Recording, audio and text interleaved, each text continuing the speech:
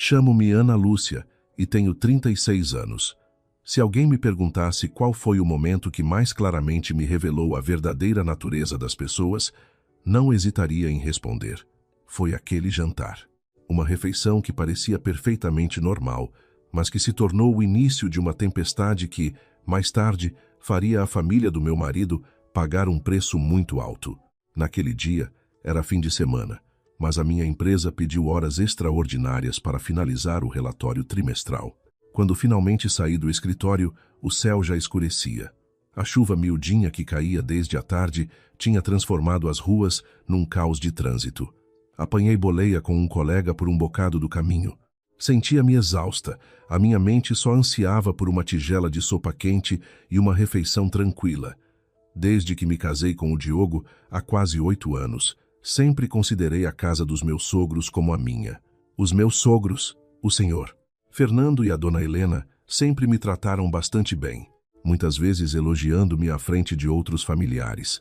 Chegaram a dizer que no futuro esta casa ficaria para nós, pois éramos nós que vivíamos com eles e cuidaríamos deles na velhice. Na altura, nunca pensei em heranças ou propriedades. Sentia-me apenas feliz por ver o meu esforço reconhecido. Mas tudo começou a mudar há meio ano. Foi quando o irmão mais novo do meu marido, o Tiago, e a sua esposa, a Soraya, se mudaram para nossa casa. No início vieram a chorar, a contar que um negócio tinha corrido mal, que tinham sido enganados e perdido a casa, e que agora viviam miseravelmente num quarto alugado. A dona Helena, de tanto sofrer pelo filho mais novo, até perdeu o apetite e o sono. No final, suplicou-nos que os deixássemos ficar por uns tempos. Eu e o Diogo concordamos. Afinal, éramos família. Quem diria que, por vezes, a bondade é algo que nos faz pagar um preço? Naquele dia, ao entrar no pátio, já ouvia o som animado de risos e conversas vindos da sala de jantar. A gargalhada da dona Helena, a voz do Tiago a contar uma história com entusiasmo e a Soraya a interromper constantemente, com uma voz doce como o mel. Dei um suspiro de alívio. Pelo menos, o ambiente familiar parecia tranquilo hoje. Tirei os sapatos de salto alto, massagei as pernas doridas e entrei na sala de jantar. Mas, um segundo depois, paralisei. Na nossa familiar mesa de jantar retangular, havia apenas 4 pratos. 4 e não 6. Pisquei os olhos várias vezes, pensando que estava a ver mal. A família tinha 6 pessoas, o senhor Fernando, a dona Helena, o Tiago, a Soraya, eu e o Diogo. Mas na mesa, havia apenas 4 conjuntos de pratos e talheres perfeitamente arrumados. Um à frente do senhor Fernando, um à frente da dona Helena, um à frente do Tiago e um à frente da Soraya. Olhei em volta, mas não vi mais pratos nenhuns. Pensei que talvez a Soraya se tivesse esquecido, por distração, e preparava-me para ir à cozinha buscar mais 2 pratos para mim e para o meu marido. Mas, nesse exato momento, ouvi um claque muito forte atrás de mim. A Soraya tinha pousado os talheres bruscamente na mesa. O som fez com que todos se virassem para mim. Fiquei um pouco surpreendida.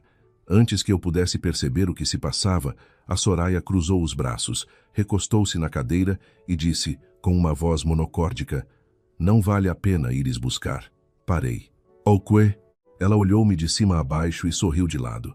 Eu disse para não ires buscar pratos. Comecei a sentir que algo não estava bem. "O que queres dizer com isso?" A Soraya virou-se para o Tiago. Trocaram um olhar muito estranho. Depois, ela disse pausadamente, "A partir deste mês, eu e o Tiago decidimos uma coisa. Quem vive nesta casa tem de contribuir para as despesas. Quem não pagar 1.000 euros por mês não tem lugar à mesa." Pensei que tinha ouvido mal. "Como?" A Soraya repetiu, cada palavra muito clara. "Quem não pagar 1.000 euros por mês, que não coma." A sala ficou em silêncio absoluto. O som do ventilador de teto a girar parecia ecoar. Fiquei ali, petrificada. Nos meus 8 anos como nora, já tinha ouvido indiretas, já tinha sido alvo de críticas, mas nunca pensei que um dia, uma cunhada que estava a viver de favor há poucos meses, se atreveria a sentar-se à minha frente e a declarar tal coisa. Especialmente na casa que eu e o meu marido tanto tínhamos ajudado a cuidar. Virei-me para a dona Helena. Ela baixou a cabeça e bebeu um golo de água. Olhei para o senhor Fernando. Ele desviou o olhar. Um arrepio percorreu-me a espinha. Afinal, não fora uma decisão unilateral da Soraya. No mínimo, eles sabiam disto de antemão. Nesse momento, o Diogo entrou vindo do pátio. Tinha acabado de estacionar o carro. Ao ver-me parada no meio da sala de jantar, franziu ligeiramente o sobrolho. "O que se passa, querida?" Antes que eu pudesse responder, a Soraya interrompeu. "Estou a explicar as novas regras da família." O Diogo olhou para a mesa, o seu olhar fixou-se nos 4 pratos e depois em mim, o seu rosto tornou-se gelado. Puxou uma cadeira, mas não se sentou. A sua voz tornou-se mais grave. "Desde quando é que nesta casa és tu quem dita as regras?"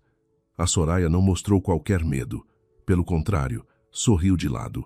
"Quem come, tem de contribuir." Ela apoiou os cotovelos na mesa, olhando diretamente para o Diogo. "Não penses que por estares aqui há mais tempo, és o dono da casa." Naquele momento, eu soube que o jantar daquela noite já não era apenas sobre a falta de 2 pratos, era a primeira declaração de guerra aberta da Soraya contra nós e o início de acontecimentos que, mais tarde, nem ela própria poderia imaginar. Tentei manter a respiração regular. Há momentos em que uma pessoa fica tão zangada que quer chorar, mas quanto mais gente assiste, mais temos de engolir as lágrimas. Olhei para a Soraya, tentando perguntar com a voz mais calma possível. "Soraya, o que queres dizer com isso?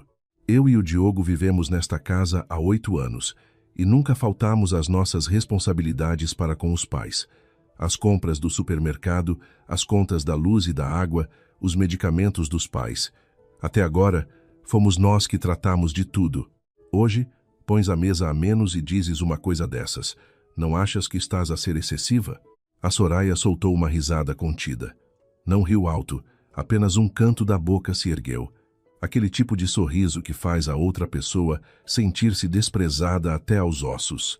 Ela pegou num pedaço de carne, colocou-o no seu prato, mastigou lentamente e só depois disse: "Falas de uma maneira tão bonita. Trataram de tudo como: há papéis, há transferências bancárias mensais. Hoje em dia, tudo tem de ser claro. A comida está mais cara, a luz e a água subiram, o gás também. Os pais estão a envelhecer e precisam de medicamentos. Somos 6 pessoas, não 2. Não podemos continuar a comer e a beber juntos e a medir tudo em afetos." Senti um nó na garganta. Cada frase dela parecia conter uma faca. Desde que a Soraya se mudou para cá, nunca lhe exigi um único cêntimo. Sempre que ia às compras, comprava sempre carne e peixe a mais para 6 pessoas. Quando ela se queixou de que lhe faltavam coisas, comprei-lhe toalhas, cobertores e até uma panela de arroz nova porque a família era maior. E agora, a pessoa a quem abrimos a porta estava sentada ali a contar cada prato de comida comigo. Virei-me para o Tiago. Ainda tinha esperança de que, pelo menos, o meu cunhado tivesse alguma vergonha. Mas ele estava apenas sentado de pernas cruzadas, a comer e a dizer com a maior naturalidade: "Acho que a Soraya não está errada, mana. Se vivemos juntos, as coisas têm de ser claras. Nós também não viemos para cá viver à vossa custa. A minha mulher cozinha, limpa e cuida dos pais. Esse esforço não conta?" O Diogo sorriu com desdém. "Repete lá isso. A tua mulher está a viver de favor em casa dos pais, come do que é de todos, dorme debaixo do mesmo teto, usa a eletricidade e a água de todos, e agora vem exigir que lhe paguemos pelo seu trabalho?" O Tiago ficou vermelho, mas ainda tentou argumentar. "Não fales assim de forma tão dura. Esta casa é dos pais, não é vossa. Quem vive aqui é igual." Assim que ele disse aquilo, senti o meu coração afundar. Afinal, o problema já não eram os 1.000 euros ou os 4 pratos. O problema era que a nossa posição nesta casa tinha sido, silenciosamente, rebaixada por alguém em algum momento. De cuidadores dos pais, de pessoas que viviam e partilhavam todas as responsabilidades, tornámo-nos de repente 2 quaisquer que vivem aqui como os outros. Olhei para a dona Helena. Ela continuava sentada, com o prato de comida na mão, mas sem comer. Esperava que ela dissesse uma palavra justa, apenas uma, que dissesse que o que a Soraya estava a dizer era errado, que nós não merecíamos ser tratados assim. mas ela apenas suspirou e disse, com uma voz simultaneamente cansada e repreensora: "Oh, Ana Lúcia, a mãe acha que ela tem alguma razão. Agora tudo está tão caro. Vocês, os dois, trabalham, têm um rendimento mais estável. Também deviam ter um pouco mais de noção. Ela acabou de chegar e já se preocupa com o bem-estar de toda a casa. Como cunhada mais velha, não sejas mesquinha." Fiquei petrificada. Afinal, a pessoa a ser expulsa da mesa era eu, mas aos olhos dela, quem precisava de ter noção continuava a ser eu. O Sr. Fernando, sentado ao lado, apenas franziu o sobrolho, pousou o copo de vinho na mesa e suspirou profundamente. Ele não repreendeu a Soraya, nem olhou para mim. O seu silêncio foi como um aceno de cabeça tácito. De repente, lembrei-me do dia do nosso casamento. Foi o próprio Sr. Fernando quem deu uma palmada no ombro do Diogo e disse, à frente das duas famílias: "Depois, vocês os dois vêm viver com os pais. Esta casa acabará por ser vossa. Os pais só esperam ter quem cuide de nós na velhice, porque não podemos levar os bens conosco." Aquelas palavras, que na altura me aqueceram o coração, hoje soavam amargas, porque uma casa pode ainda não ter mudado de nome, mas o esforço de 8 anos de uma pessoa não pode ser apagado com uma simples frase de "quem vive aqui é igual." Nesse momento, o Diogo não disse mais nada. Aproximou-se de mim, pegou na mala que eu ainda trazia ao ombro. A sua mão era muito firme. Olhei para ele, sentindo-me simultaneamente magoada e com medo. Tinha medo que ele cedesse para manter a paz, que me dissesse para ignorar por causa dos pais idosos, por causa das dificuldades do irmão. Mas desta vez, o Diogo não baixou a cabeça.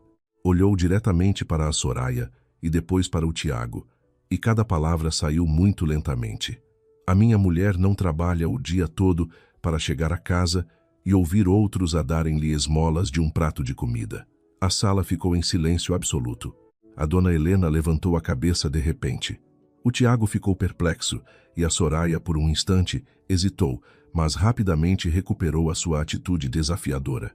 Cruzou os braços, ergueu o queixo e disse: "Falou o senhor. Então vão-se embora, mas lembrem-se que no próximo mês têm de pagar a vossa parte da casa. Se não pagarem, não ponham cá os pés para comer como se nada fosse." O Diogo riu-se. O riso não foi alto, mas foi tão frio que senti um arrepio na espinha. Puxou-me pela mão e virou-se para a porta. Antes de sair, parou, olhou para trás, para toda a família, e a sua voz, sem ser alta, foi clara em cada palavra. "Está bem. Esta noite, vamos para a casa da minha sogra. Quanto a esta casa, vamos ver quem, no final, terá de sair daqui." A dona Helena levantou-se apressadamente, chamando: "Diogo, o que vais fazer? É só por causa de um jantar, porque estás a fazer disto um drama?" O Diogo não se virou. Apenas respondeu: "Mãe, faltarem 2 pratos não é o assustador. O assustador é uma família inteira sentada a ver que faltam e ninguém achar que está errado." Depois de dizer isto, puxou-me para fora daquela casa. Lá fora, no pátio, o vento da noite soprava frio. Segui o meu marido com um nó na garganta, as lágrimas prestes a cair. Mas, estranhamente, já não me sentia tão sozinha como antes, porque, pelo menos desta vez, o homem ao meu lado não escolheu o silêncio. O carro saiu daquela ruela familiar. Sentei-me no lugar do passageiro, com as mãos ainda geladas. O Diogo não disse nada, apenas conduziu em silêncio. Do lado de fora da janela, as luzes da rua formavam longas riscas amarelas, e na minha cabeça a frase da Soraya ecoava sem parar: "Quem não pagar 1.000 euros por mês, que não coma." Quanto mais pensava, mais sentia uma amargura irônica, porque se recuasse meio ano, a mesma pessoa que nos acabara de expulsar da mesa de jantar estivera à porta desta casa, com lágrimas nos olhos, a implorar por um lugar para ficar. Naquela altura, o Tiago e a Soraya ainda tinham a sua própria casa, a pouco mais de 1 quilômetro da casa dos meus sogros. Não era grande, mas era decente. Tinha um pequeno pátio e uma sala de estar luminosa, fora comprada com as economias de uma vida do senhor Fernando e da dona Helena, mais um empréstimo de familiares, para o filho mais novo. A dona Helena, na altura, gostava de se gabar aos vizinhos. O Tiago ainda não está muito estável, mas já tem a sua casinha. Se ele e a mulher trabalharem arduamente, a vida deles será boa. Eu ouvia e sorria, feliz pelo meu cunhado. Afinal, se cada irmão na família tivesse o seu próprio teto, os pais ficariam mais descansados. Mas o Tiago sempre foi mais hábil com as palavras do que com as mãos. Falava muito bem, tratava toda a gente por querido amigo ou querida amiga com uma doçura excessiva. Onde quer que se sentasse, pintava um futuro de grandes negócios. Mas sempre que arranjava um emprego, saía passados poucos meses. Uma vez, como vendedor, discutiu com o gerente por não querer trabalhar ao fim de semana. Outra vez, a trabalhar num armazém, causou perdas de mercadoria e a empresa obrigou-o a pagar. Numa outra ocasião, tornou-se agente imobiliário, mas desistiu ao fim de poucas semanas, dizendo em casa, com um ar muito pretensioso: "Aquele ambiente não é para uma pessoa com a minha ambição." A Soraya era mais astuta que o marido. À frente dos sogros era sempre obediente. Sempre sim, mãe, sim, pai, trazendo pequenos presentes como se fosse a nora mais dedicada do mundo. Mas, por trás, gostava de se exibir, de tirar fotografias em restaurantes chiques e de publicar frases inspiradoras sobre como as mulheres modernas devem viver para si mesmas. Uma vez, ouvia dizer ao telefone a uma amiga: "Se te casas com um homem e ficas enfiada num trabalho por conta de outrem, quando é que ficas rica? Tens de saber investir, saber fazer o dinheiro render." Na altura, pensei apenas que os jovens têm as suas ambições, desde que não fizessem nada de excessivo. Mas o excessivo acabou por chegar. Uma noite, a dona Helena ligou ao Diogo, com a voz em pânico, a dizer para irmos imediatamente à casa do Tiago. Quando lá chegamos, vi alguns homens parados à porta da casa do meu cunhado, com expressões tensas. A Soraya estava sentada no chão, a chorar tanto que os olhos estavam inchados. O Tiago estava de cabeça baixa, como uma criança que cometeu um erro, sem se atrever a olhar para ninguém. Ao perguntarmos, descobrimos que o casal tinha sido convencido a investir num projeto de lucro rápido. Bastava entrar com capital, e em poucos meses o dinheiro geraria mais dinheiro. No início, investiram pouco e viram que dava lucro, o que os tornou gananciosos. Depois, a Soraya convenceu o Tiago a hipotecar a casa para pedir mais dinheiro e investir tudo. Quando o líder do grupo de investimento desapareceu, o dinheiro também se foi e os credores apareceram à porta. Só então, os meus sogros souberam que a casa que tinham comprado com tanto sacrifício para o filho mais novo já não podia ser salva. A dona Helena chorou até desmaiar, murmurando: "Meu Deus, por que foram tão tolos? Aquela casa era o suor e as lágrimas dos vossos pais." O senhor Fernando ficou tão zangado que deu um murro na mesa, mas ao ver o filho mais novo com o rosto pálido, apenas se sentou em silêncio, suspirando pesadamente. Depois disso, o Tiago e a Soraya tiveram de vender a casa para pagar as dívidas, mas mesmo assim não foi suficiente. Os dois foram viver para um pequeno quarto alugado. Passado pouco mais de um mês, a Soraya ligou novamente a dona Helena, a chorar, a dizer que o quarto era úmido, que o Tiago estava estressado e não conseguia dormir. A dona Helena, com pena do filho, suspirava todos os dias à mesa. Finalmente, puxou o Diogo para a sala e, limpando as lágrimas, disse: "Diogo, ele é teu irmão, do teu sangue. Vê-lo a sofrer assim parte o coração dos pais. Que tal deixá-los vir para cá por uns tempos, até se estabilizarem?" Lembro-me bem que, nesse dia, o Diogo ficou em silêncio por um bom tempo. Ele não é uma pessoa fria com o irmão, mas conhecia bem o feitio do Tiago. Virou-se para mim e perguntou: "O que achas?" Sinceramente, na altura, também hesitei. A casa já estava cheia, e com mais 2 pessoas, seria certamente um incômodo. Mas, ao ver a dona Helena a chorar, o meu coração amoleceu. Pensei que fechar a porta a um irmão em tempos de dificuldade seria demasiado cruel. Disse ao meu marido: "Deixa-os vir por uns tempos, desde que as coisas fiquem claras desde o início." O Diogo, ao ouvir isto, acenou com a cabeça, mas disse, muito firmemente, à frente de toda a família: "Podem ficar temporariamente, mas Tiago e Soraya, lembrem-se que não vos devemos nada. Se vêm para cá, têm de ter noção. Não podem dar mais trabalho à minha mulher, nem mais preocupações aos pais." Naquele momento, o Tiago acenou com a cabeça repetidamente e a Soraya, de cabeça baixa, disse com a voz embargada: Eu sei, mano. Por nos darem um lugar para dormir, ficaremos gratos para o resto da vida. Não me atrevo a exigir nada. Eu acreditei naquela frase. Acreditei porque, na altura, a Soraya chorava de verdade, tremia de verdade, e a sua postura encolhida à porta de casa era realmente digna de pena. Até fui eu que arrumei o pequeno armazém nos fundos para se tornar o quarto deles. Comprei lençóis novos e dei-lhes o meu conjunto de cobertores suplente.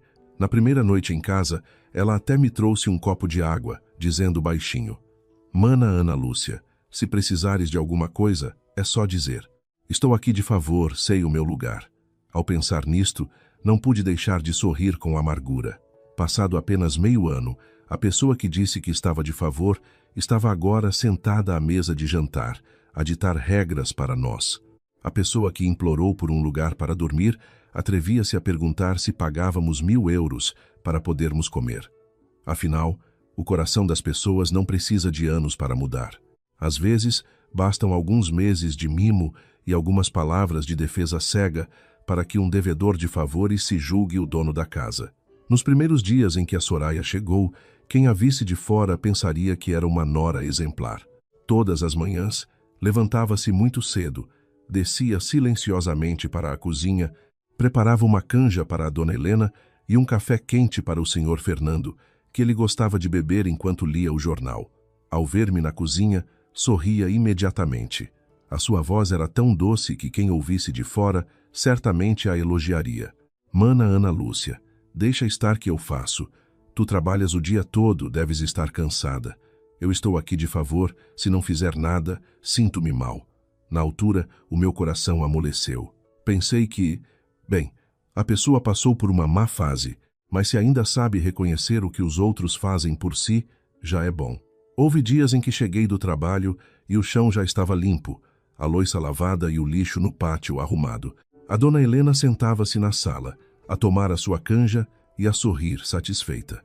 A Soraya tem mesmo jeito. Mal chegou e já cuida dos pais com tanto carinho.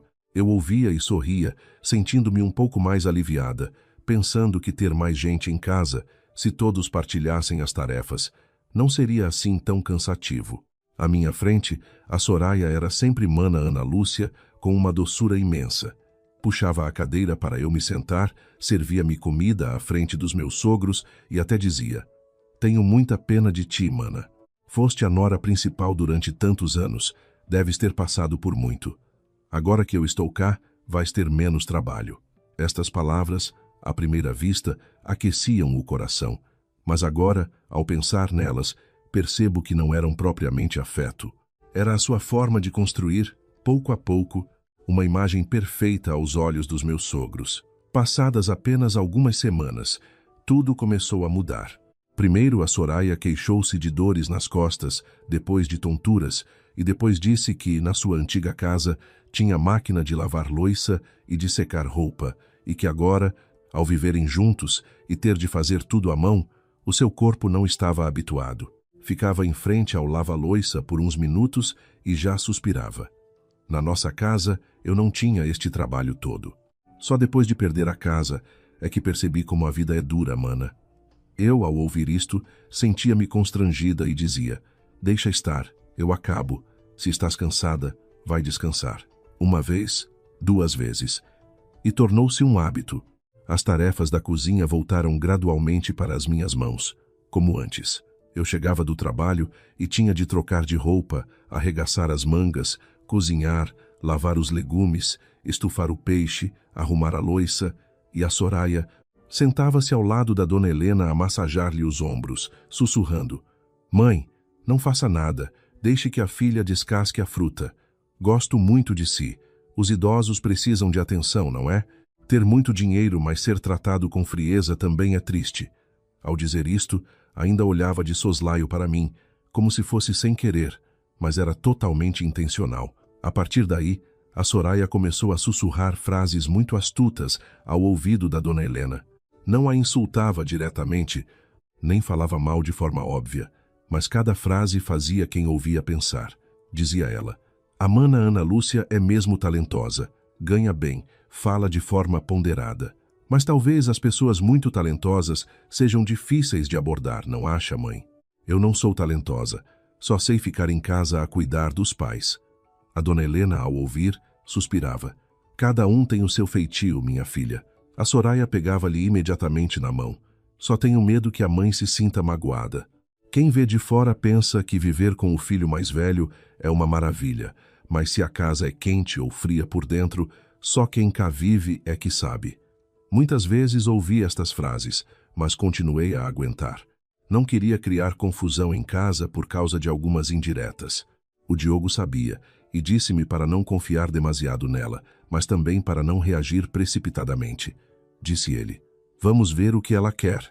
Na altura, pensei apenas que a Soraya tinha inveja porque a nossa vida era mais estável. Não imaginava que o alvo dela não eram apenas umas refeições ou um lugar no coração da minha sogra, mas sim a casa inteira. Uma vez, depois do jantar, estávamos todos a ver televisão. A Soraya soltou uma frase como se fosse uma brincadeira. "A nossa casa é mesmo grande, não é, mãe? 2 andares, pátio à frente e atrás. Depois, como é que se vai dividir de forma justa, mãe?" Aquela frase fez-me parar. A dona Helena também ficou um pouco surpreendida, mas depois sorriu sem graça. Isso logo se vê. Agora, os pais ainda estão bem vivos. A Soraya abraçou-a imediatamente, sorrindo com um ar mimado. "Estou só a dizer, mas sei que quem os pais mais amam é que terá sorte." O Tiago não ficava atrás da mulher. Muitas vezes sentava-se com o senhor, Fernando na varanda, e enquanto lhe servia chá, lamentava-se. O mano Diogo tem um emprego estável. A mana Ana Lúcia também tem um bom salário. E eu agora não tenho nada. Olhar para a minha mulher a sofrer faz-me sentir um inútil. Se os pais gostam dos manos, também têm de gostar de mim. O senhor Fernando, de tanto ouvir, amoleceu. Um dia, até disse ao Diogo: "Tu és o irmão mais velho, tens mais posses, cede um pouco ao teu irmão. Ele perdeu a casa, está desmoralizado." O Diogo apenas ficou em silêncio, mas eu vi claramente o seu maxilar acerrar-se. A dona Helena também mudou gradualmente. Antes, perguntava-me sempre se eu estava cansada do trabalho, se já tinha comido. Mais tarde, começou a comparar. "A Soraya é um pouco desajeitada, mas tem bom coração. É pobre, mas pensa nos pais.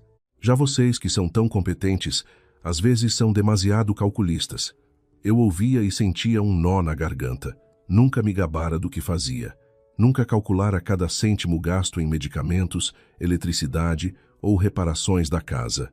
Mas quando alguém quer ser parcial, arranja sempre uma razão para defender quem ama.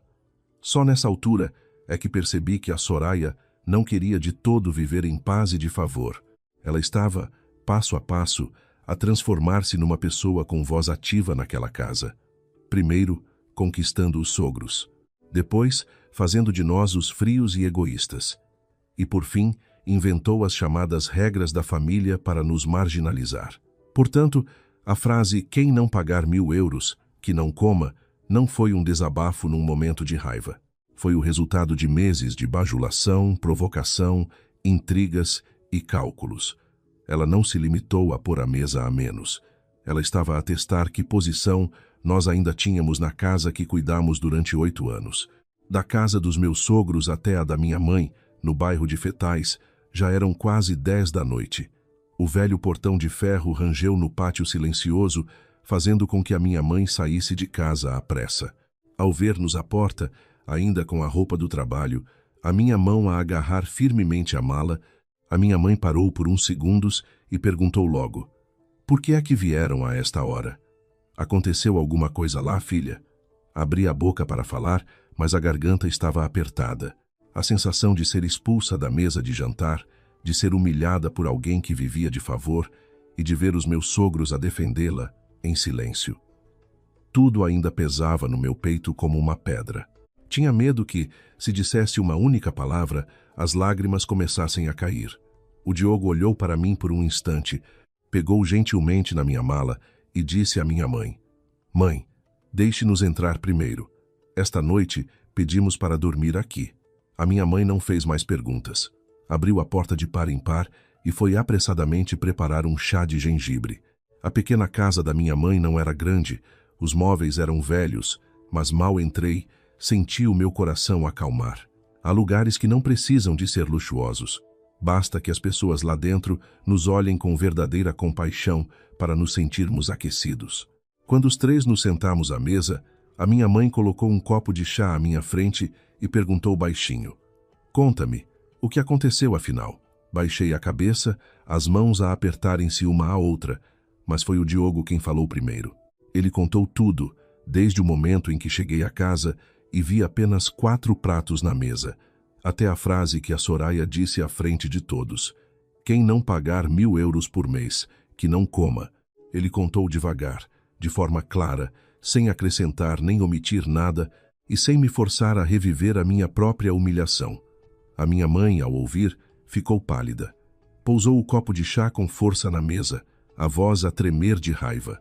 6 pessoas em casa e ela põe 4 pratos? Ela é tua cunhada e atreve-se a falar assim contigo? E os teus sogros? O Diogo ficou em silêncio por alguns segundos, o seu olhar tornou-se sombrio. Os meus pais estavam lá sentados, mãe. Ninguém disse nada. Aquela frase doeu-me no fundo da alma. Tentei manter-me forte até aquele momento, mas ao ouvir o meu marido repetir aquilo, os meus olhos ficaram vermelhos. A minha mãe virou-se e pegou na minha mão. A mão dela era magra, cheia de calos, mas incrivelmente quente. Ela não me culpou pela minha fraqueza, nem me perguntou por que não respondi. Apenas suspirou profundamente. O suspiro de uma mãe que compreende que a sua filha já aguentou humilhações por demasiado tempo. Pensei que, depois de o Diogo contar a história do jantar, a conversa ficaria por ali. Mas, de repente, ele colocou o telemóvel na mesa, a sua voz baixou ainda mais. Eu trouxe a Ana Lúcia para cá não foi por um capricho. Já há muito tempo que desconfio que algo se passa lá em casa. Levantei a cabeça de repente e olhei para ele. "O que queres dizer?"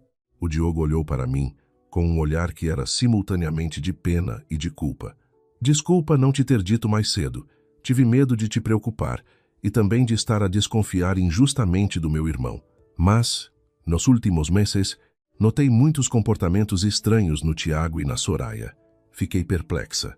Aos meus olhos, o Diogo sempre fora uma pessoa calma, de poucas palavras, que preferia observar a agir de forma precipitada.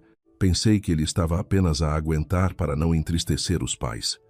Mas, naquela noite, percebi que o seu silêncio não era necessariamente resignação. Há pessoas que não falam muito, mas isso não significa que não vejam. Ele abriu o telemóvel e selecionou uma pasta de gravações de áudio. A primeira era um pouco abafada, provavelmente gravada à distância, mas reconheci imediatamente a voz da Soraya. Ela falava baixo, mas com um tom de presunção. "Temos de fazer com que eles se irritem e saiam. Se eles se mudarem, será mais fácil para nós manobrarmos as coisas." Logo a seguir, a voz do Tiago, um pouco hesitante. "Mas o Diogo não é fácil de enganar. E se ele voltar e confrontar os pais?" A Soraya riu-se com desdém. "Deixa isso comigo. A mãe adora-te, e o pai preza muito a sua reputação. Basta fazermos-nos de vítimas, como se estivéssemos a ser pressionados por eles, e os velhos ficarão do nosso lado." Senti um arrepio. A minha mãe também ficou imóvel, de olhos arregalados, incrédula. O Diogo desligou a primeira gravação e pôs a segunda. Desta vez, a voz do Tiago era mais clara. "A mãe guarda os documentos da casa no armário. Só precisamos que ela amoleça e está feito. Mas temos de arranjar uma forma de o Diogo e a Ana Lúcia não estarem lá. Senão, é muito difícil." O meu coração batia tão forte que parecia que o conseguia ouvir no peito. O jantar com 2 pratos a menos, a exigência dos 1.000 euros, o silêncio dos meus sogros, tudo de repente se ligou, formando uma teia assustadora. Já não era apenas uma questão de a Soraya ser insolente, podia ser o início de um plano premeditado. Olhei para o Diogo, a minha voz rouca. "Então tu já sabias." Ele abanou a cabeça. Eu apenas suspeitava.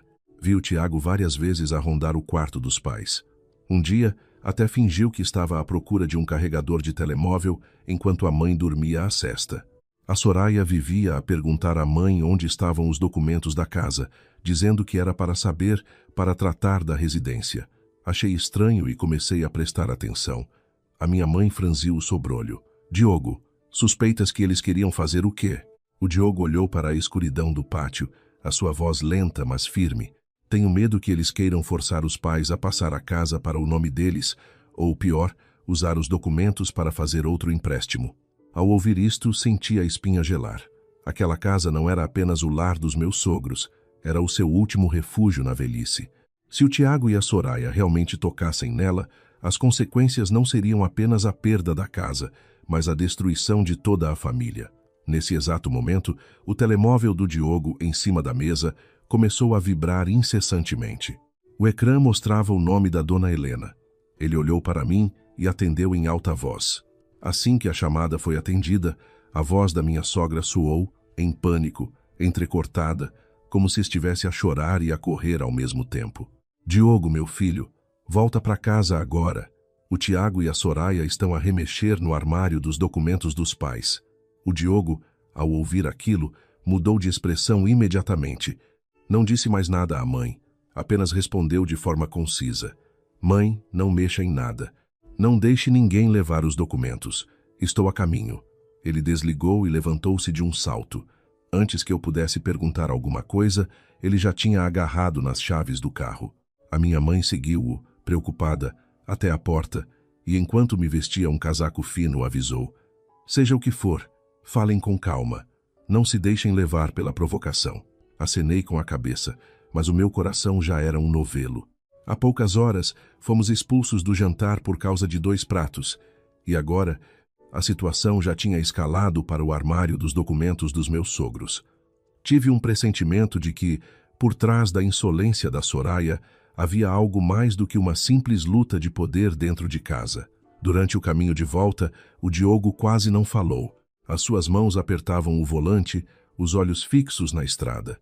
Eu, sentada ao lado, ouvia o som do carro a deslizar na estrada molhada, o coração a bater descompassado. Finalmente não aguentei mais e perguntei, achas mesmo que aconteceu alguma coisa? O Diogo ficou em silêncio por mais uns segundos e depois respondeu, com a voz grave, suspeito que eles não queriam apenas expulsar-nos do jantar. Aquela frase arrepiou-me. Uma pessoa como o Diogo, se não tivesse provas, nunca falaria com tanta certeza. Lembrei-me das gravações que acabara de ouvir em casa da minha mãe. Lembrei-me da voz da Soraya a sussurrar que tinha de nos fazer sair por irritação. E lembrei-me da frase do Tiago a dizer que a mãe guardava os documentos no armário. As pequenas peças começavam a encaixar-se de forma vaga, mas assustadora. Assim que o carro virou na esquina da rua, já vi alguns vizinhos aglomerados em frente ao portão da casa dos meus sogros. Os seus olhares eram curiosos, as bocas a sussurrar e a comentar. Alguns, ao verem o nosso carro parar, viraram-se rapidamente, fingindo olhar para outro lado. Saí do carro com o rosto a arder. Ainda esta noite, a minha família, por afinidade, sentava-se à mesa a ditar regras. E agora, em menos de uma noite, os problemas de casa já tinham chegado à rua. O Diogo não olhou para ninguém. Pegou na minha mão e entrou diretamente. A tensão dentro de casa era tal que o mais pequeno ruído faria qualquer um sobressaltar-se. A sala de estar estava iluminada, mas desarrumada. As cadeiras estavam desalinhadas, um copo de água virado na mesa, alguns papéis espalhados pelo chão. Do quarto dos meus sogros, ouvia-se o choro abafado da dona Helena. Segui o Diogo até ao quarto e fiquei paralisada. A porta do roupeiro estava escancarada, as almofadas e cobertores atirados para o chão, e a pequena gaveta ao lado da cama estava aberta, como se alguém a tivesse arrancado com força.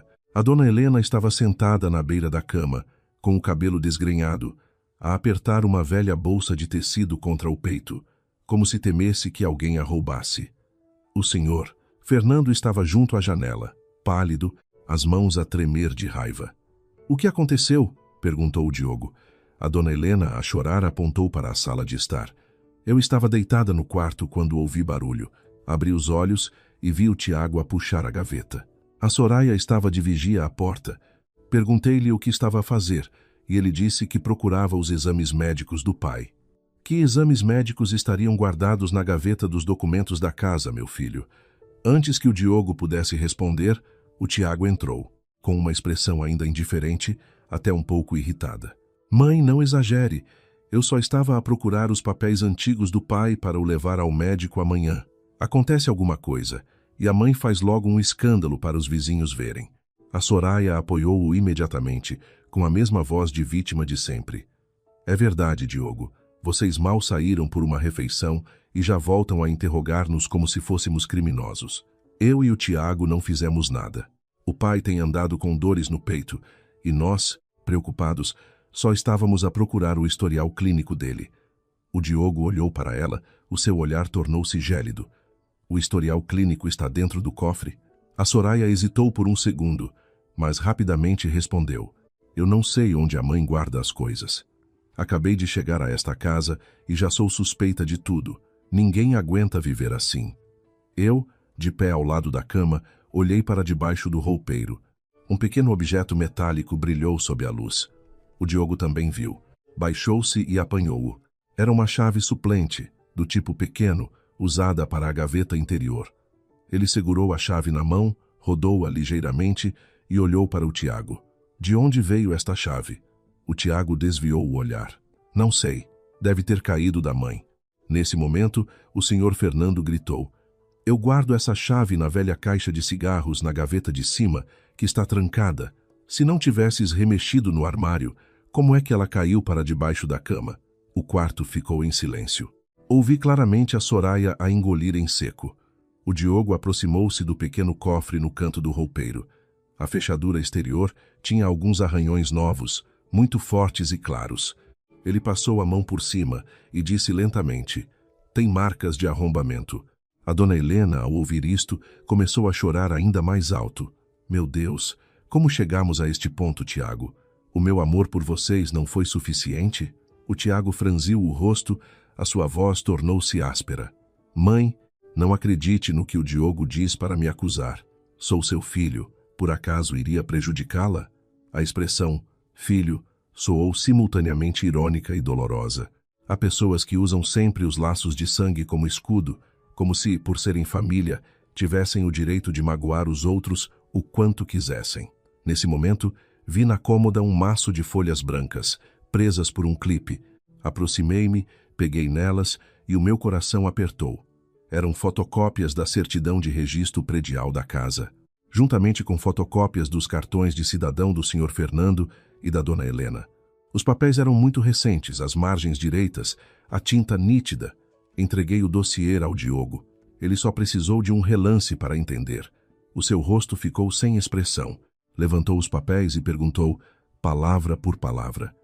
Quem fotocopiou este dossiê? Ninguém respondeu. O Tiago virou a cara.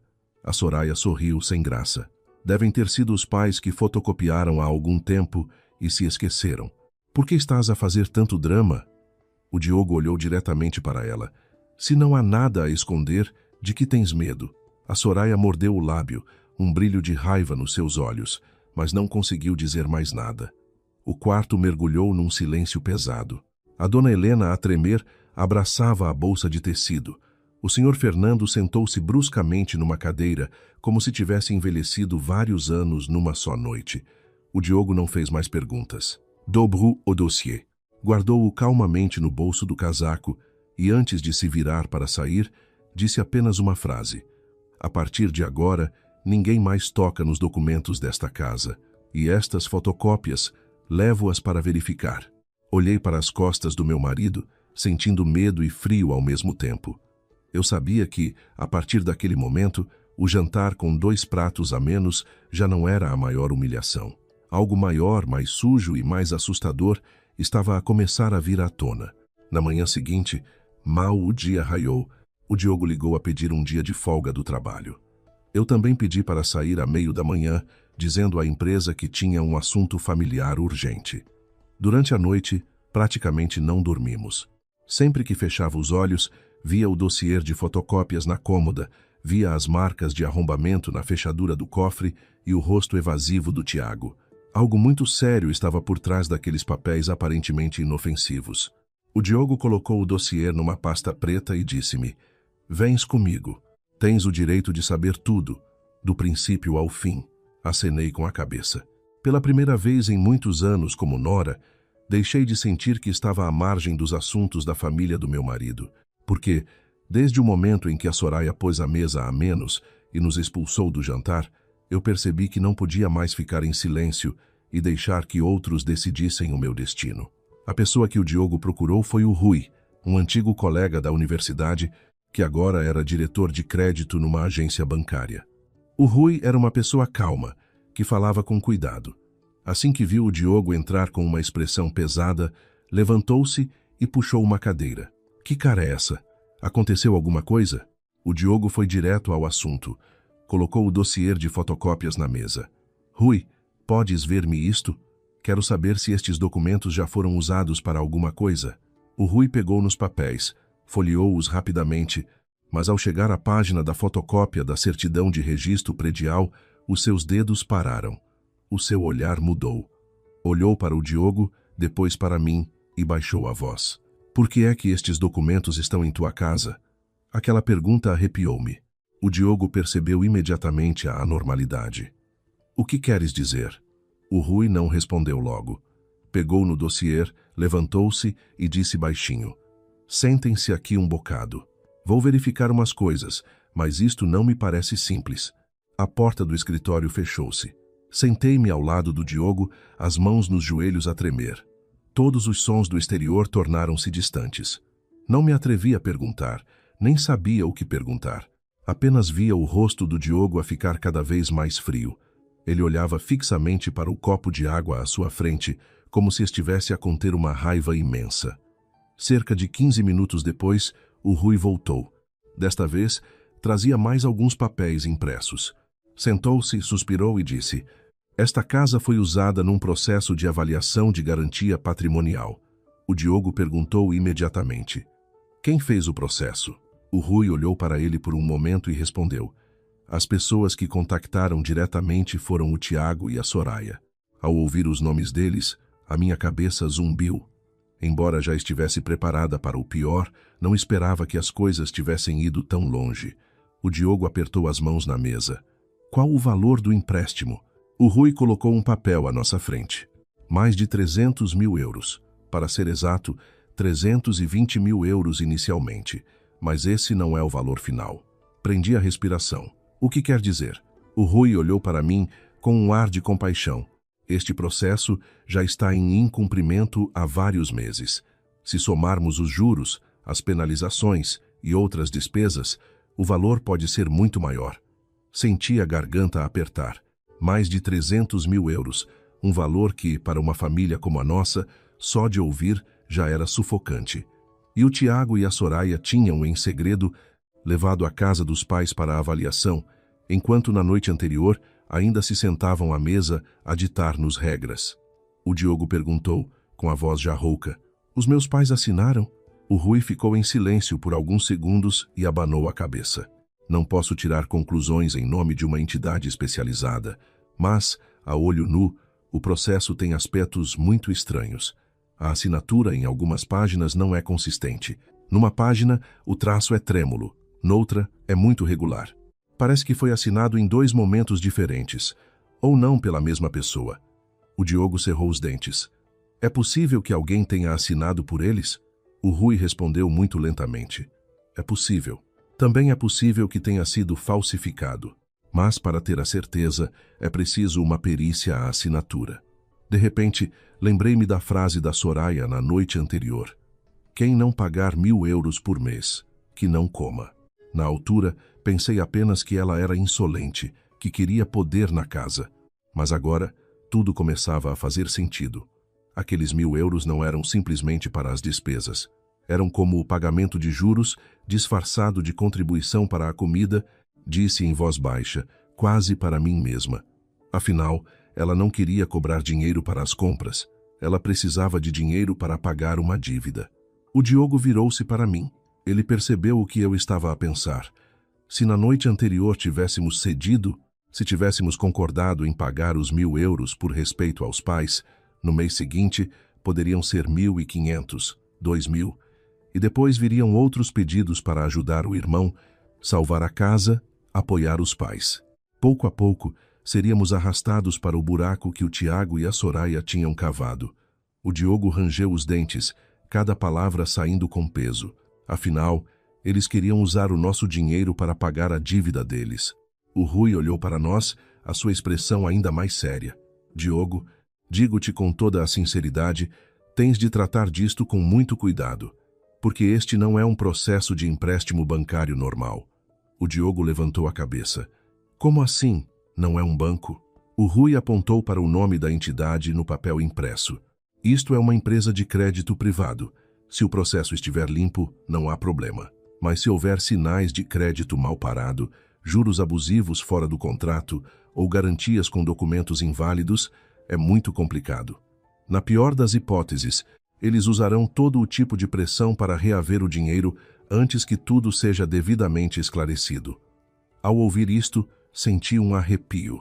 Na minha mente, surgiu a imagem da dona Helena a abraçar a bolsa de documentos, a tremer, o senhor Fernando, pálido, junto à janela. E a Soraya, ainda com a sua cara de pau, a dizer que estava a ser acusada injustamente. Agora percebia que a pessoa mais assustadora não era a que gritava à mesa, mas sim a que, sorrindo, planeava empurrar a família inteira para um abismo. O Diogo dobrou o papel e guardou-o na pasta. Levantou-se, a voz calma, mas tão fria, que eu soube que ele estava verdadeiramente furioso. Obrigado, Rui. A partir de agora, isto já não é um assunto de família. O Rui acompanhou-nos até a porta e ainda acrescentou. Guarda todos os documentos, não deixes ninguém ficar com eles, e em hipótese alguma, assines mais nada. Saí do banco. O sol da manhã era forte, mas o meu corpo continuava frio. O Diogo abriu-me a porta do carro e, antes de se sentar ao volante, virou-se para mim e disse: Ana Lúcia, a partir de hoje, não tenhas mais coração mole. Se eles contaram cada prato de comida conosco, quando perdermos a casa, far-nos, hão pagar com a nossa vida inteira. Tínhamos acabado de sair do escritório do Rui, com a sua advertência a ecoar na mente. Em hipótese alguma, assinem mais nada. O Diogo planeava deixar os seus pais acalmarem-se antes de esclarecer tudo, pois falar no calor do momento, com eles ainda em pânico, poderia fazer tudo explodir. Mas a vida, por vezes, não nos dá tempo para nos prepararmos. Ainda nem tínhamos entrado em casa quando vimos 3 carros pretos estacionados em fila em frente ao portão, bloqueando quase toda a entrada. De dentro dos carros saíram 6 homens. Não tinham tatuagens, não se vestiam de forma extravagante, nem gritavam como nos filmes.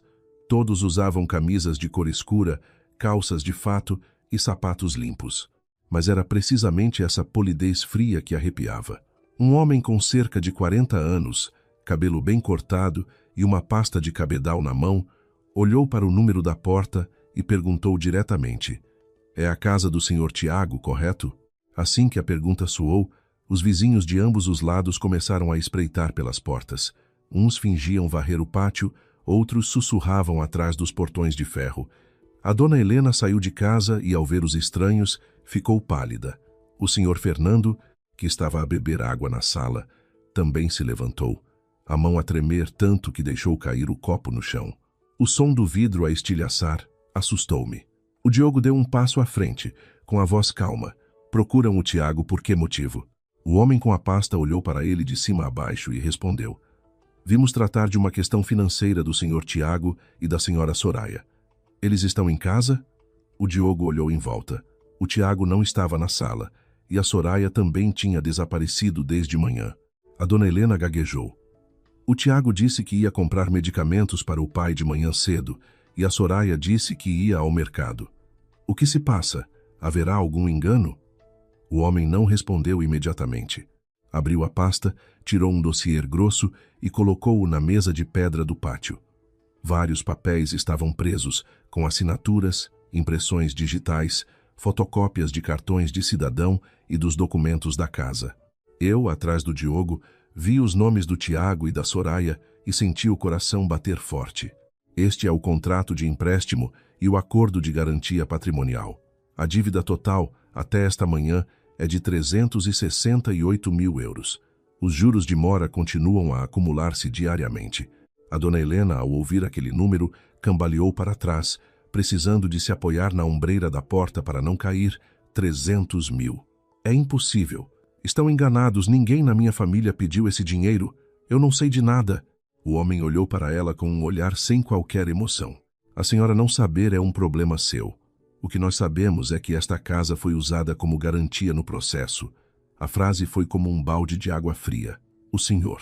Fernando aproximou-se a tremer e arrancou o dossiê das mãos dele. Folheou cada página, os olhos a arregalarem-se ao ver a fotocópia da certidão predial e a assinatura que supostamente era sua na secção de confirmação. A sua voz tornou-se um rosnado. Eu nunca assinei isto. Eu nunca concordei em usar a minha casa como garantia para as dívidas dele. Outro homem do grupo encolheu os ombros. Se a assinatura é verdadeira ou falsa, a família pode pedir uma perícia. Mas, de momento, o nosso processo tem todos os documentos. O senhor Tiago recebeu o dinheiro. A senhora Soraya assinou a garantia patrimonial com esta casa. Hoje, viemos exigir que a família apresente uma solução. Os vizinhos começaram a cochichar mais alto. Frases soltas chegaram aos meus ouvidos. Meu Deus, uma dívida de mais de 300 mil euros. Eu bem dizia, esta casa parecia tão respeitável. Estão a ver? Mimar demasiado o filho mais novo dá nisto. Cada comentário era como uma faca na reputação dos meus sogros. A dona Helena levou a mão ao peito, as lágrimas a escorrerem, repetindo sem parar. Eu não sabia. Juro que não sabia. Ele disse que era só por uns tempos. Olhei para ela sentindo uma mistura de pena e amargura. Ainda ontem, ela ficara em silêncio enquanto a Soraya nos expulsava da mesa. E hoje, a mesma nora que ela defendera trazia a desgraça à sua porta. O Diogo pegou numa página do dossiê, examinou-a atentamente e perguntou: conseguiram contactar o Tiago? O homem com a pasta respondeu: desde manhã que ele não atende. O número da senhora Soraya também está desligado. Foi por isso que viemos aqui. O senhor Fernando, ao ouvir isto, enfureceu-se. Atirou o dossiê para a mesa e virou para sair. Vou procurá-lo. Hoje vou tirar esta história a limpo. Eu ainda vivo, e ele atreve-se a fazer isto com a minha casa? O Diogo tentou segurar o pai. Pai, acalme-se. Está cansado, deixe que eu trato de o encontrar. Mas o senhor, Fernando afastou a mão dele. Ele que sempre prezara tanto a sua imagem, que vivera naquele bairro durante décadas, sem nunca dar aso a comentários, agora via credores à sua porta a dizer que a casa de uma vida fora usada como garantia. Como poderia ele suportar? Deu alguns passos no pátio, parou de repente, levou uma mão ao peito e a outra apoiou-se no pilar da varanda. Pai! Gritou o Diogo. O senhor Fernando caiu de joelhos mesmo à porta de casa. A dona Helena soltou um grito agudo e correu para amparar o marido, mas as suas próprias pernas fraquejaram. Corri para dentro de casa para buscar os medicamentos da tensão, enquanto o Diogo ligava para a emergência médica. O pátio tornou-se um caos.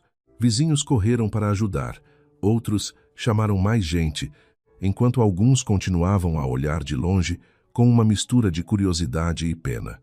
Os credores, ao verem o senhor Fernando cair, recuaram. Ninguém disse mais nada. O homem com a pasta deixou apenas um cartão de visita na mesa e disse ao Diogo: damos à família 3 dias para nos dar uma resposta. Mas espero que compreenda, os juros não esperam por ninguém. A ambulância chegou pouco depois. O senhor Fernando foi colocado numa maca, o rosto pálido, os olhos fechados. A dona Helena segurava a mão do marido, a chorar até ficar sem voz. O Diogo pediu-me para ir com a mãe para o hospital, enquanto ele ficava para tratar dos papéis e tentar encontrar o Tiago.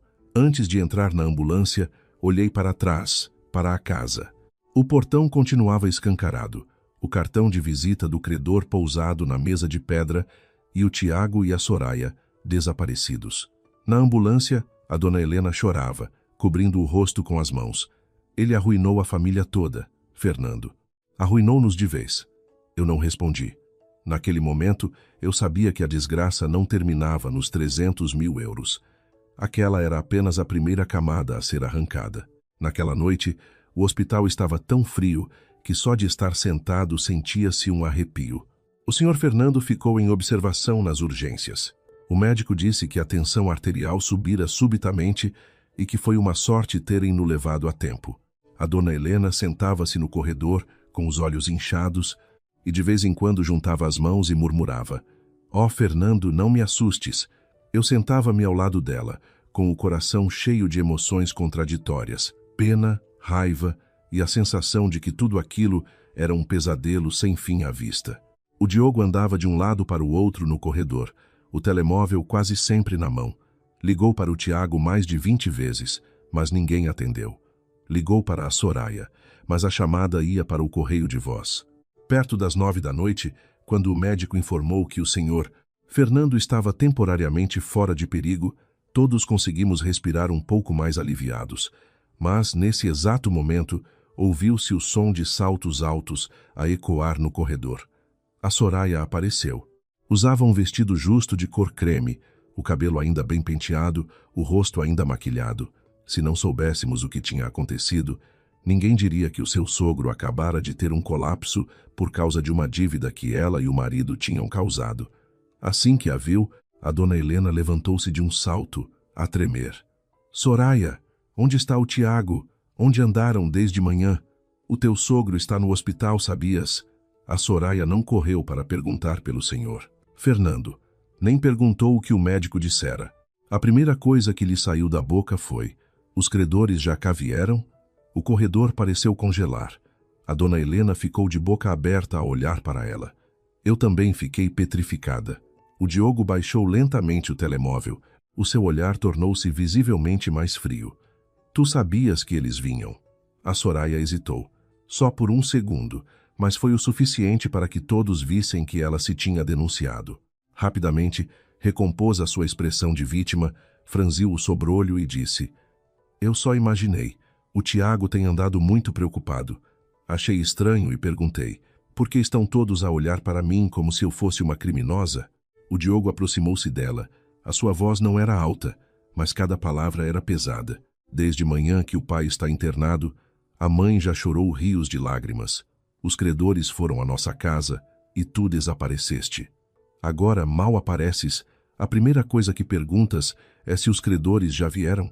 Achas que somos todos estúpidos? A Soraya riu-se com desdém. A sua habitual expressão de coitadinha desapareceu rapidamente, dando lugar a um rosto surpreendentemente duro e frio. Já não baixava a cabeça, já não chamava ao Diogo mano com doçura. Cruzou os braços e olhou diretamente para a dona Helena. E a mãe também não se faça de desentendida. Antigamente, a mãe gostava de nós, e por isso deu-nos os documentos. Agora que as coisas correram mal, quer livrar-se de toda a responsabilidade? A dona Helena sentiu-se como se tivesse levado uma bofetada. Abanou a cabeça repetidamente, as lágrimas a voltarem. Quando é que eu dei os documentos? Eu só vos deixei ficar em casa. Nunca vos disse para usarem a casa para pedir empréstimos. A Soraya ergueu o queixo. Se não deu, como é que tínhamos as fotocópias? Se não deu, como é que sabíamos onde estavam os documentos? Não fale como se tivéssemos voado para dentro do seu armário. Arrepiai-me. Naquele momento, percebi que a Soraya não estava apenas a defender-se. Estava a tentar arrastar os meus sogros para o mesmo lamaçal. Se o caso fosse investigado, ela diria que eles tinham concordado. Se a dívida explodisse, ela diria que toda a família sabia e tinha permitido. Uma nora que antes fingira ser dedicada, que massageara os ombros e preparara a canja para a sogra, agora não hesitava em usar a compaixão da sogra como escudo. O Diogo também percebeu isso. Colocou-se à frente da mãe e disse friamente: mede bem as tuas palavras. As fotocópias podem ter sido tiradas às escondidas. A chave suplente podes tê-la, encontrado tu. Não penses que por dizeres que a minha mãe te deu, transformas o errado em certo. A Soraya riu-se, desta vez em voz alta. Tu podes defender a tua mãe, e eu, ao defender o meu marido, estou errada? Esta família, desde o início, nunca foi justa. Vocês ficam com a casa grande, os pais prometem-vos a herança, e nós, que perdemos tudo, quando viemos viver de favor, somos tratados como parasitas. Eu só quero reivindicar o que é justo para o meu marido.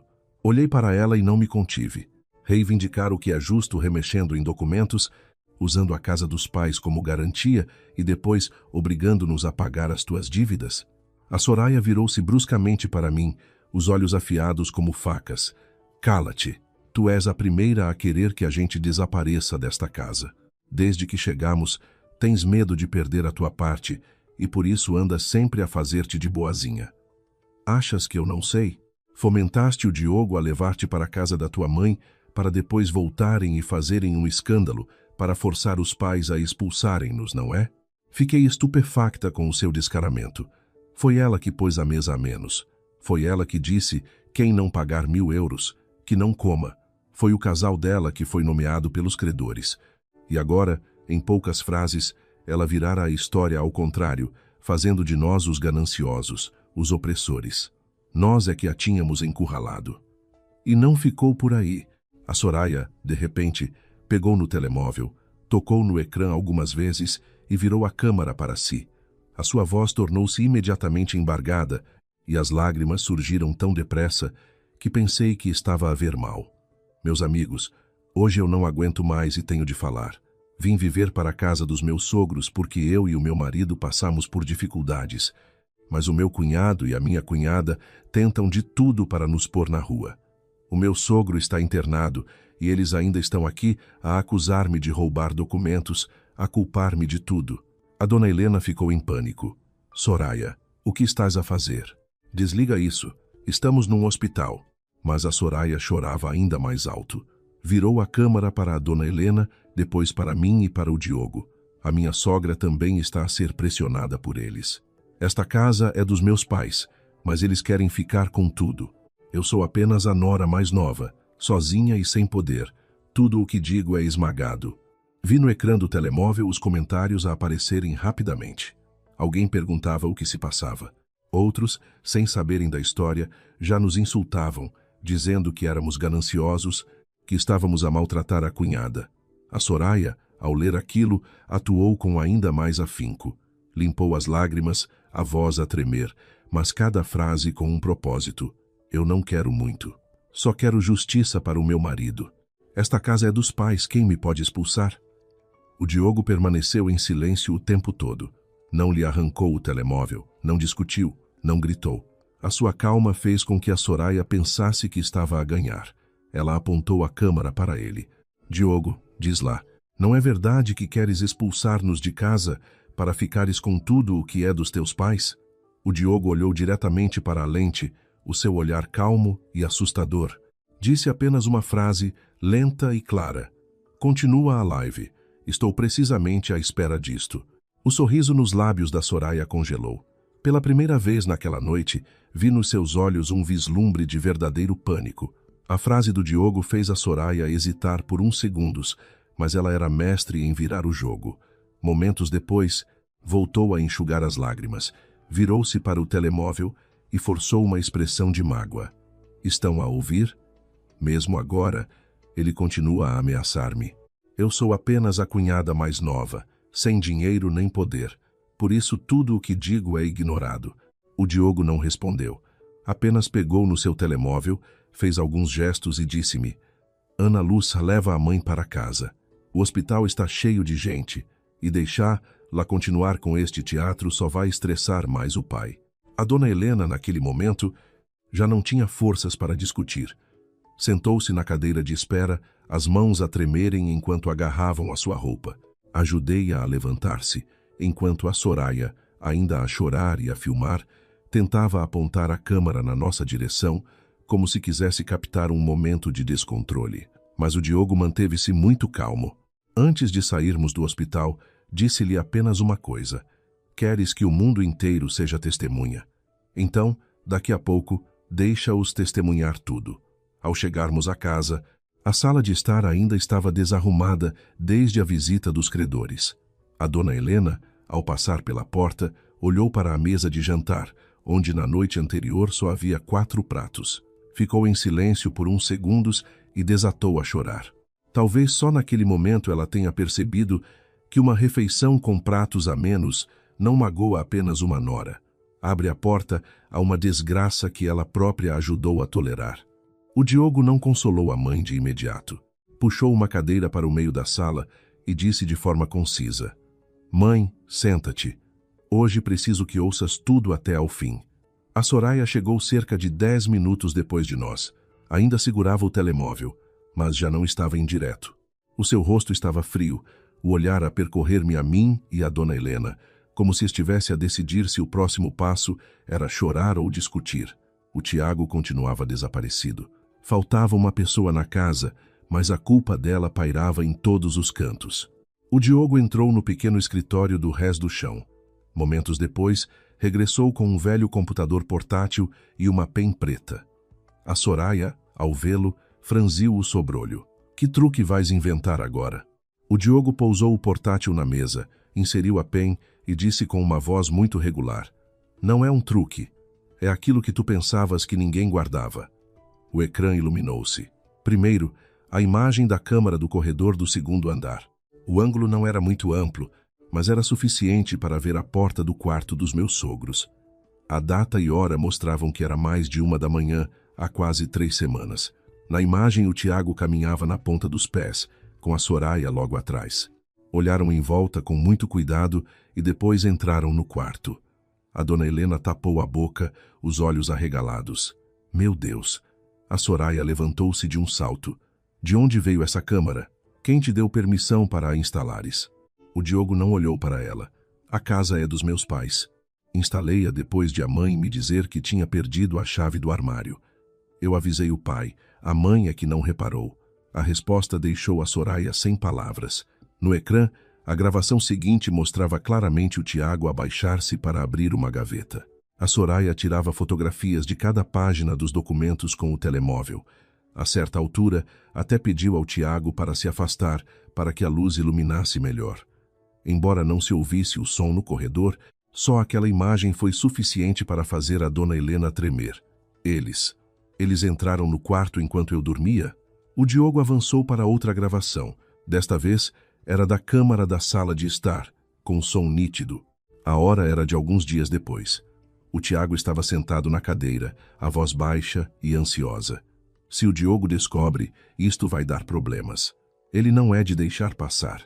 A Soraya, sentada à sua frente, tinha uma voz fria e calculista que dava arrepios. Então temos de tirar o Diogo e a Ana Lúcia do caminho primeiro. Enquanto eles estiverem aqui, tudo o que fizermos será mais difícil. O Tiago perguntou: tirá-los? Como? A Soraya sorriu com desdém. As mulheres com muito amor próprio são fáceis de manipular. Basta fazê-la sentir-se desprezada e ela mesma sairá. E o Diogo, que adora a mulher, irá atrás dela. Fiquei petrificada. Afinal, o jantar dos 4 pratos não fora um impulso. Fora calculado desde a posição na mesa, as palavras da Soraya, até a sua arrogância. Tudo era uma armadilha apontada ao meu amor próprio. O Diogo continuou, mostrando outra gravação. Desta vez, na cozinha.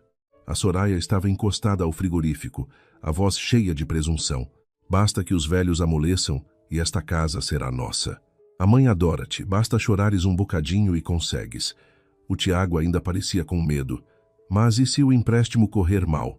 A Soraya respondeu rapidamente. Se correr mal, ainda melhor. O Tiago ficou surpreendido. Por que melhor? Ela riu-se, a voz baixa, mas cada palavra afiada como uma faca. O Diogo adora os pais. Nessa altura, ele vai ter de meter dinheiro para os salvar. E a Ana Lúcia? Aquele tipo de pessoa preza muito a imagem.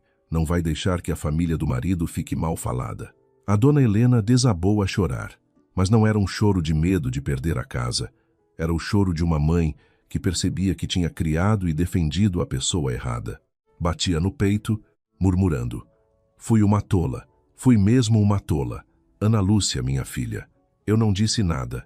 Naquele momento, já não tinha forças para a culpar, porque o vídeo à nossa frente dizia tudo. A Soraya estava de pé, imóvel, o rosto pálido. Já não conseguia chorar nem continuar a sua atuação. A máscara de nora dócil e oprimida que ela construíra durante tanto tempo tinha se desfeito em minutos. O Diogo fechou o portátil e fez uma videochamada para o hospital. O senhor Fernando estava deitado na cama, o rosto ainda pálido. Quando viu os excertos que o Diogo lhe enviou, ficou em silêncio por um longo tempo. Finalmente, a sua voz rouca soou pelo altifalante. Peço desculpa aos dois. Eu e a vossa mãe enganámo-nos redondamente. A sala ficou em silêncio. A Soraya baixou a cabeça, as mãos a agarrarem a mala com força. Pensei que as coisas já estavam suficientemente claras, Mas nesse momento, o telemóvel do Diogo tocou. Ele olhou para o ecrã e atendeu imediatamente. Estou. Do outro lado da linha estava o Dr. Rui, o advogado que o Diogo conhecia. A sua voz era muito séria. Mesmo sem o altifalante, ouvi cada palavra. Diogo, acabei de verificar mais uma coisa. A dívida de mais de 300 mil euros não é o maior problema. O Diogo ficou perplexo. O que quer dizer? O advogado fez uma pausa e continuou. Os teus pais podem estar envolvidos noutro processo, no valor de quase 800 mil euros. E a pessoa por trás desse processo não é simplesmente o teu irmão. A frase do advogado fez com que a sala inteira parecesse cair num abismo sem fundo. Eu estava ao lado do Diogo e ouvi cada palavra, mas a minha mente não conseguia processar a informação. Mais de 300 mil euros já tinham sido suficientes para fazer o meu sogro colapsar e a minha sogra chorar até não poder mais. E agora havia outro processo de quase 800 mil euros. E o mais assustador, o advogado disse que a pessoa por trás não era apenas o Tiago. O Diogo disse-me imediatamente para me preparar para ir com ele. A dona Helena, ao ouvir, agarrou a mão do filho, a voz a tremer. Diogo, que mais há, meu filho? Eu não aguento mais. O Diogo olhou para a mãe. O seu olhar era uma mistura de compaixão e frieza. Não a culpou mais, mas a sua voz já não era tão suave como antes. Mãe, fica em casa. Até eu voltar. Não abras armários, não assines papéis e não atendas chamadas de ninguém a pedir para transferires dinheiro. Se o Tiago aparecer, também não lhe des nada. A dona Helena acenou repetidamente, as lágrimas ainda a correr. Talvez fosse a primeira vez na vida que ela ouvia o filho mais velho com um medo genuíno de quem cometeu um erro. A Soraya, no canto da sala, estava pálida, mas tentava manter a calma. Não perguntou sobre o processo de 800 mil euros, nem porque o advogado tinha ligado. Foi precisamente esse silêncio que me arrepiou. Uma pessoa inocente entraria em pânico. Ela parecia estar a calcular que escapatória ainda teria. O escritório do Dr. Rui ficava no 6º andar de um prédio antigo. Quando chegamos, ele já nos esperava. Na sua secretária, dezenas de processos estavam empilhados.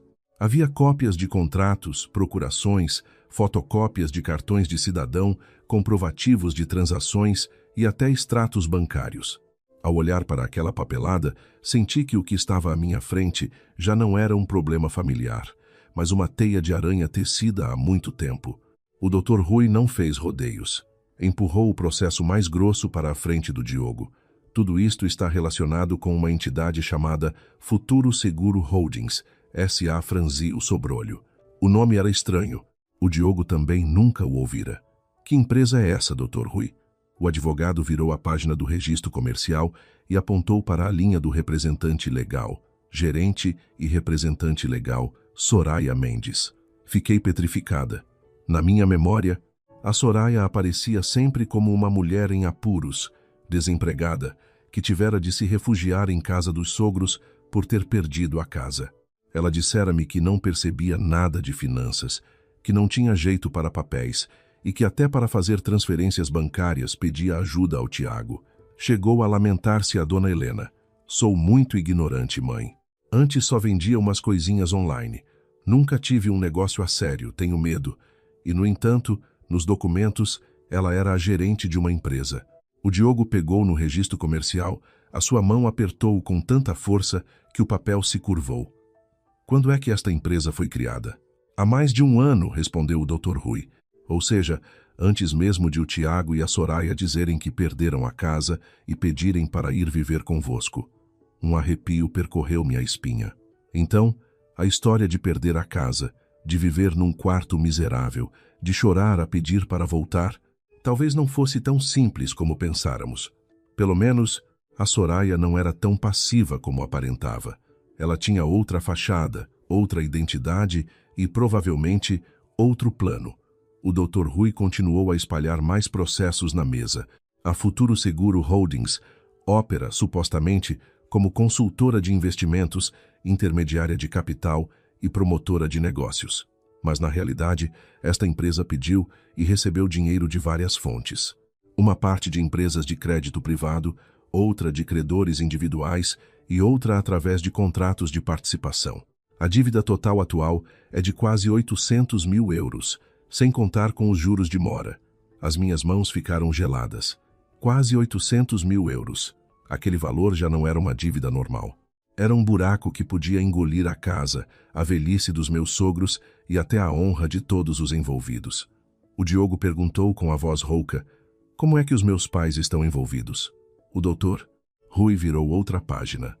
Nela havia um termo de fiança. Apontou para o final da página. Esta é uma assinatura com o nome do seu pai, Fernando. Olhei para baixo. À primeira vista, a assinatura parecia a do meu sogro, mas, observando com atenção, o final da letra era invulgarmente alongado. O Diogo abanou imediatamente a cabeça. O meu pai não assina assim. O Dr. Rui acenou. Eu também suspeito que algo está errado. Algumas assinaturas em diferentes processos não são consistentes. Há sinais de falsificação ou de assinatura por outra pessoa. Para ter a certeza, é necessária uma perícia. Mas só o facto de usarem os dados pessoais, as cópias de documentos e os bens dos seus pais para incluir num processo como este já é muito grave. Lembrei-me das gravações da noite anterior. A Soraya a entrar sorrateiramente no quarto, a fotografar documentos, cada página do cartão de cidadão, cada folha do agregado familiar, cada fotocópia da certidão predial. Na altura, pensei que ela só queria o empréstimo de mais de 300 mil euros. Mas agora, ao ver a pilha de processos na mesa, percebi que aquelas fotografias não foram usadas apenas uma vez. Ela usou-as como uma chave para abrir uma série de empréstimos. O Diogo ficou em silêncio por um longo tempo. O seu rosto já não mostrava raiva, mas uma frieza assustadora. Perguntou ele: e a história da antiga casa do Tiago? É possível verificar? O doutor Rui olhou para ele e colocou mais uma cópia de uma transação à nossa frente. Ainda não posso tirar conclusões precipitadas, mas há indícios de que a casa não foi vendida apenas para pagar dívidas, como eles disseram. Uma parte do dinheiro foi transferida para uma conta associada à Soraya e depois passou pela Futuro Seguro Holdings. Quase não conseguia respirar. Ou seja, a perda da casa do Tiago e da Soraya pode ter sido apenas uma encenação. O Tiago podia ser ingênuo, mas a Soraya não. Ela chorou e implorou para voltar para a casa dos sogros não por estar sem saída, mas porque já tinha debaixo de olho uma casa maior, um patrimônio mais seguro. O Diogo disse lentamente: então, o jantar dos 4 pratos de ontem à noite. O Dr. Rui olhou para ele. Pode ter sido um teste. Se vocês cedessem e pagassem, eles continuariam a pressionar. Se saíssem, eles teriam a oportunidade de aceder aos documentos. De qualquer forma, eles saíam a ganhar. Senti um nó na garganta. De um prato de comida, de uma frase sobre 1.000 euros, de uma saída em fúria. Afinal, tudo fazia parte de um jogo de xadrez muito maior. A Soraya não queria apenas ganhar uma discussão à mesa. Ela queria tirar-nos da casa, desestabilizar os meus sogros e, entretanto, finalizar os documentos que lhe faltavam. O doutor Rui juntou os processos, a sua voz tornou-se séria. Diogo, Ana Lúcia, vou ser direto. Isto já não é um assunto de família. Se tentarem resolver isto à porta fechada, a vossa família pode perder tudo. O primeiro passo é proteger legalmente os seus pais. Periciar as assinaturas, bloquear todas as transações relacionadas com os bens e reunir todas as provas. O Diogo ficou sentado por alguns segundos, depois cerrou o punho, os olhos fixos na pilha de processos da Futuro Seguro Holdings. A sua voz era muito baixa, mas cada palavra soou firme como um prego. Vou los pagar.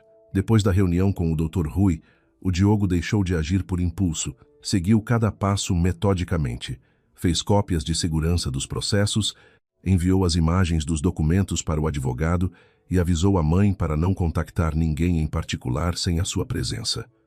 O Tiago e a Soraya, por sua vez, pareciam ter se evaporado. O telemóvel do Tiago, que no início ainda tocava, passou a estar desligado. O da Soraya nem se fala, desde a noite anterior que estava incontactável. Nos 2 dias seguintes, a casa dos meus sogros parecia estar de luto. O senhor Fernando continuava no hospital, visivelmente mais magro após o incidente. A dona Helena ficava ao seu lado, olhando de vez em quando para a porta, como se esperasse o regresso do filho mais novo. Às vezes, Pegava no telemóvel, marcava o número do Tiago e depois desistia. Olhar para aquela cena deixava-me com o coração pesado.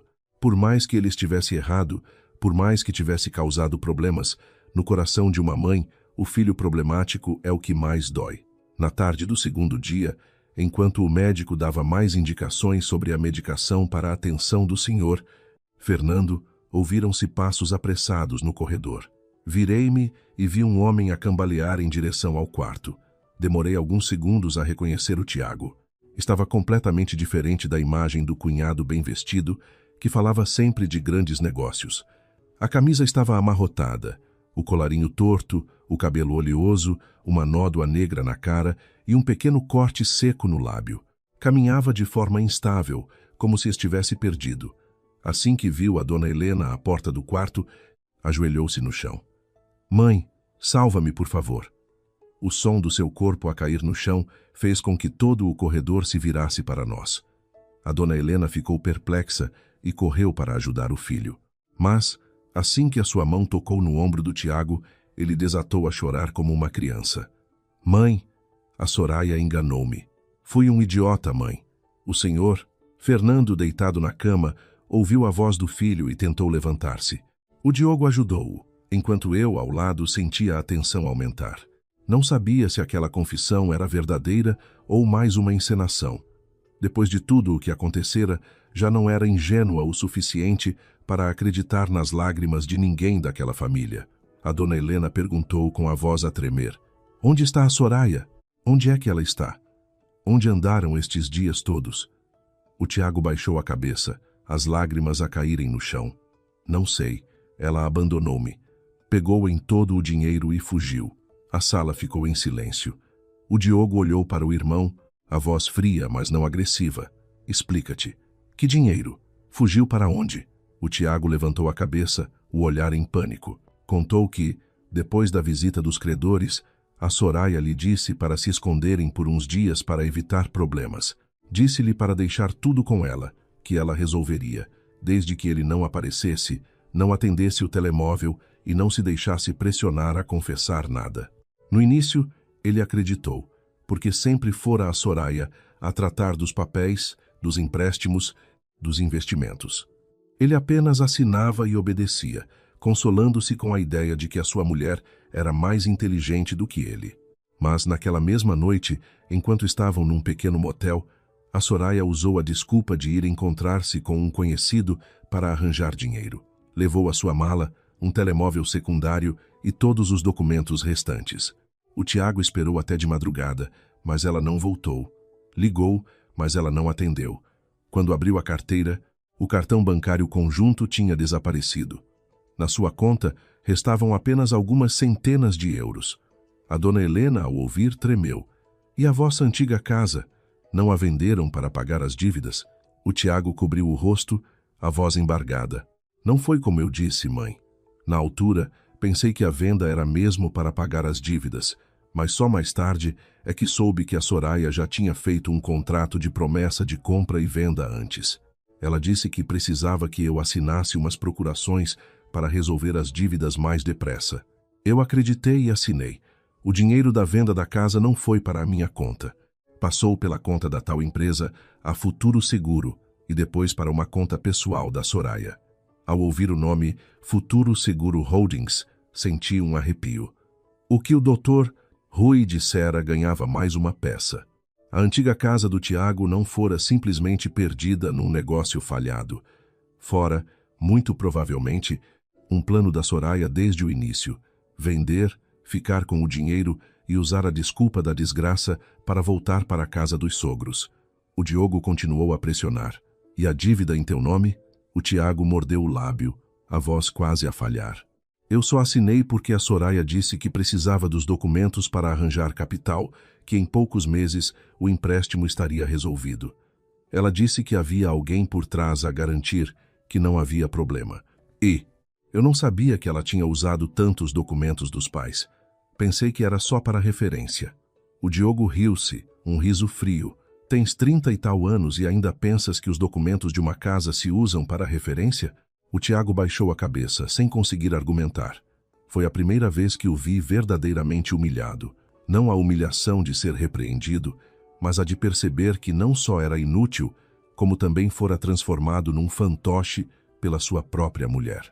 A dona Helena ficou em silêncio por um longo tempo e, de repente, levantou a mão e deu uma bofetada no Tiago. O som ecoou no quarto do hospital.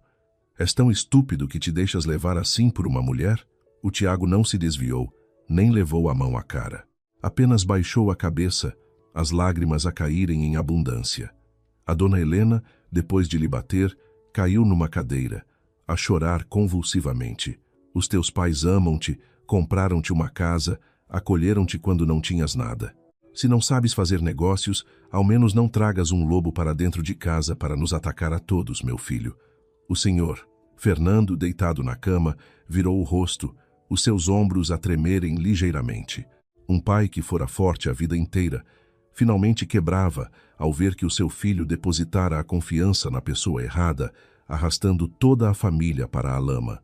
O Tiago arrastou-se até a cama, agarrando a ponta do lençol do senhor Fernando.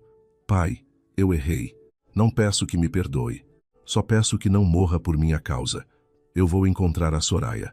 Vou obrigá-la a devolver o dinheiro. O Diogo disse, com voz fria. Não vais obrigar ninguém com arrependimento.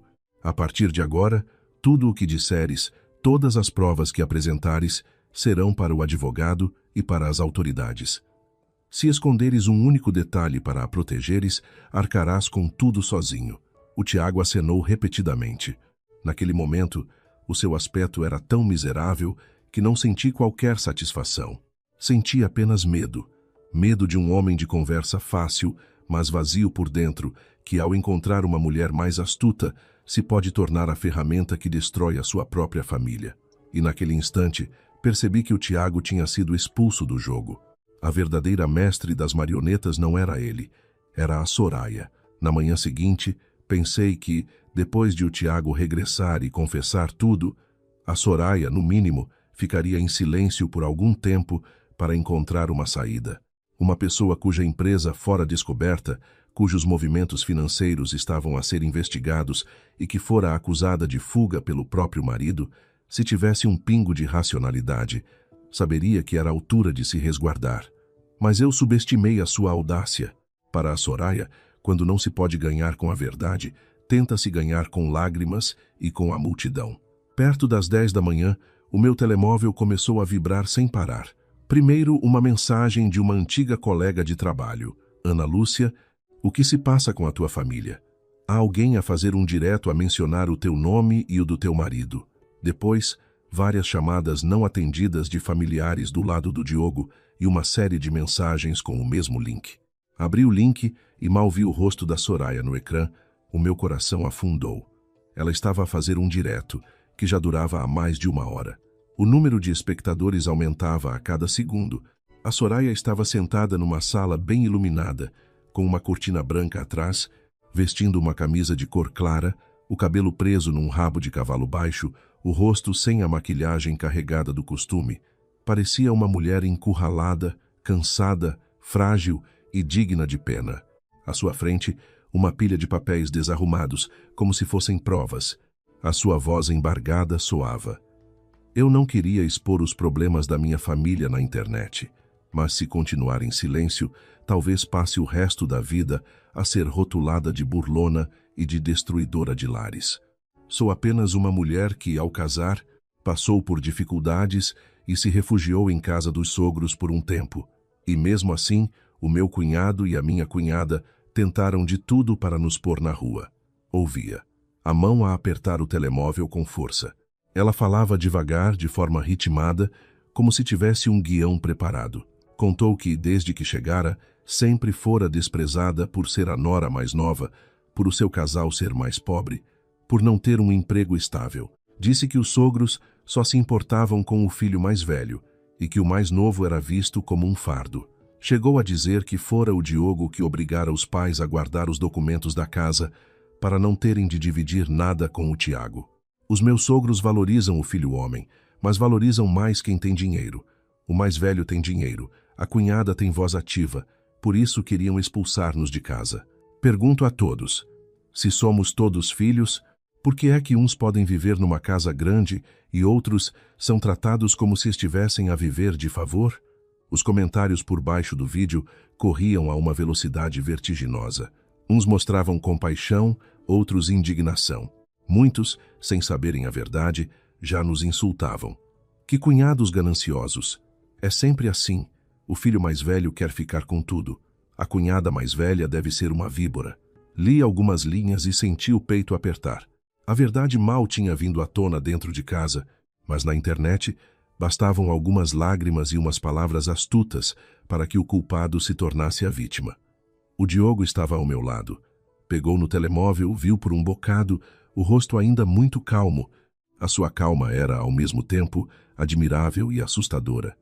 Perguntei em voz baixa: "Não vais fazer nada? Ela está a arrastar a família toda para a internet." Ele não respondeu. No ecrã, a Soraya continuava a chorar. Desta vez, mencionou o meu nome diretamente. A minha cunhada, à frente, é muito dócil, mas por trás incita o marido a controlar os pais. Desde que vim para cá, ela sempre se fez de cuidadora da família, mas na verdade só queria provar que eu era inútil. Naquele jantar, eu só estava a falar de contribuirmos para as despesas de forma clara e ela fez um escândalo. Arrastou o marido para a casa da mãe e depois voltou a acusar-me de roubar documentos.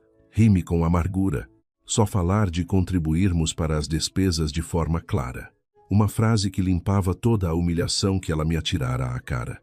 Não mencionou os 4 pratos, nem a frase "quem não pagar 1.000 euros, que não coma", e muito menos o facto de, sendo 6 pessoas, ter deixado deliberadamente o meu marido e eu de fora da mesa, como 2 intrusos.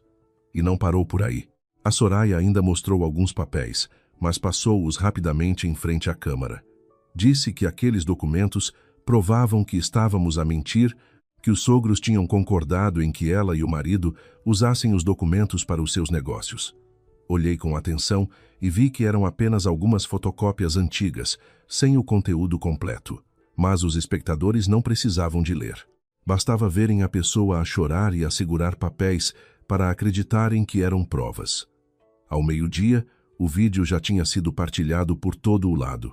Algumas pessoas até vieram à porta da casa dos meus sogros para filmar. Um grupo de mulheres de meia idade apontava, filmando e dizendo: "É esta a casa do caso da nora mais nova que está a ser oprimida pelo cunhado e pela cunhada, não é?" Um jovem de mota passou devagar a apontar o telemóvel para o pátio. A dona Helena, ao ver pela câmara da porta, ficou tão em pânico que se sentou no chão. O senhor Fernando, assim que soube por um vizinho, insistiu em ter alta mais cedo. Naquela tarde, o Diogo trouxe o senhor Fernando para casa.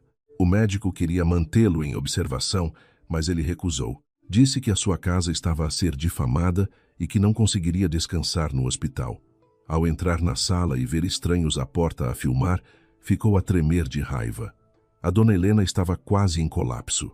Murmurava sem parar: "Eu gostava tanto dela, acolhia. Por que é que ela fez isto à nossa família?" Eu não sabia como a consolar. Há quedas dolorosas que são causadas por outros, mas também há quedas que nascem da nossa própria cegueira. Se naquele dia ela não tivesse defendido o filho mais novo incondicionalmente, se não tivesse deixado a Soraya passar por cima de nós, talvez as coisas não tivessem chegado ao ponto de a família inteira ser exposta ao julgamento do público. À noite, a Soraya publicou um pequeno vídeo. Olhou diretamente para a câmara, os olhos vermelhos, mas a voz firme. "Eu tenho todas as provas. Vou divulgá-las, para que todos vejam quem é o verdadeiro ganancioso nesta família." Aquela frase incendiou ainda mais as redes sociais. Muitos curiosos, muitos a vasculharem o meu perfil pessoal e até algumas contas a enviarem-me mensagens de ódio. Desliguei o telemóvel, as mãos ainda a tremer. Não por medo de estar errada, mas por compreender o poder da calúnia quando lançada às massas. Virei-me para o Diogo. Ele continuava sentado à secretária, com o portátil e um dossiê que o doutor Rui lhe enviara. Perguntei: "Não estás mesmo preocupado? E se ela editar alguma coisa e publicar?" O Diogo levantou a cabeça e olhou para mim. O seu olhar era muito calmo, como a superfície de um lago profundo antes de uma tempestade. "Estou à espera que ela apareça." Fiquei perplexa. O que queres dizer? Ele fechou o dossiê, a voz tranquila. Uma pessoa em fuga que ainda se atreve a fazer diretos significa que não foi para longe. Ela precisa da opinião pública como escudo antes de dar o golpe final. Mas quanto mais ela aparece, mais rastros deixa. Ao ouvi-lo, percebi que o silêncio do Diogo não era impotência. Ele estava à espera. À espera que a Soraya se tornasse tão confiante que revelasse a sua localização, os seus contactos, as provas que ela pensava poder usar para chantagear toda a família. Lá fora, o som de motas ainda passava ocasionalmente. Dentro de casa, a dona Helena sentava-se, imóvel, como se tivesse perdido a alma. O senhor Fernando, apoiado numa bengala, aproximou-se do altar dos antepassados, acendeu um incenso e ficou ali por um longo tempo, em silêncio.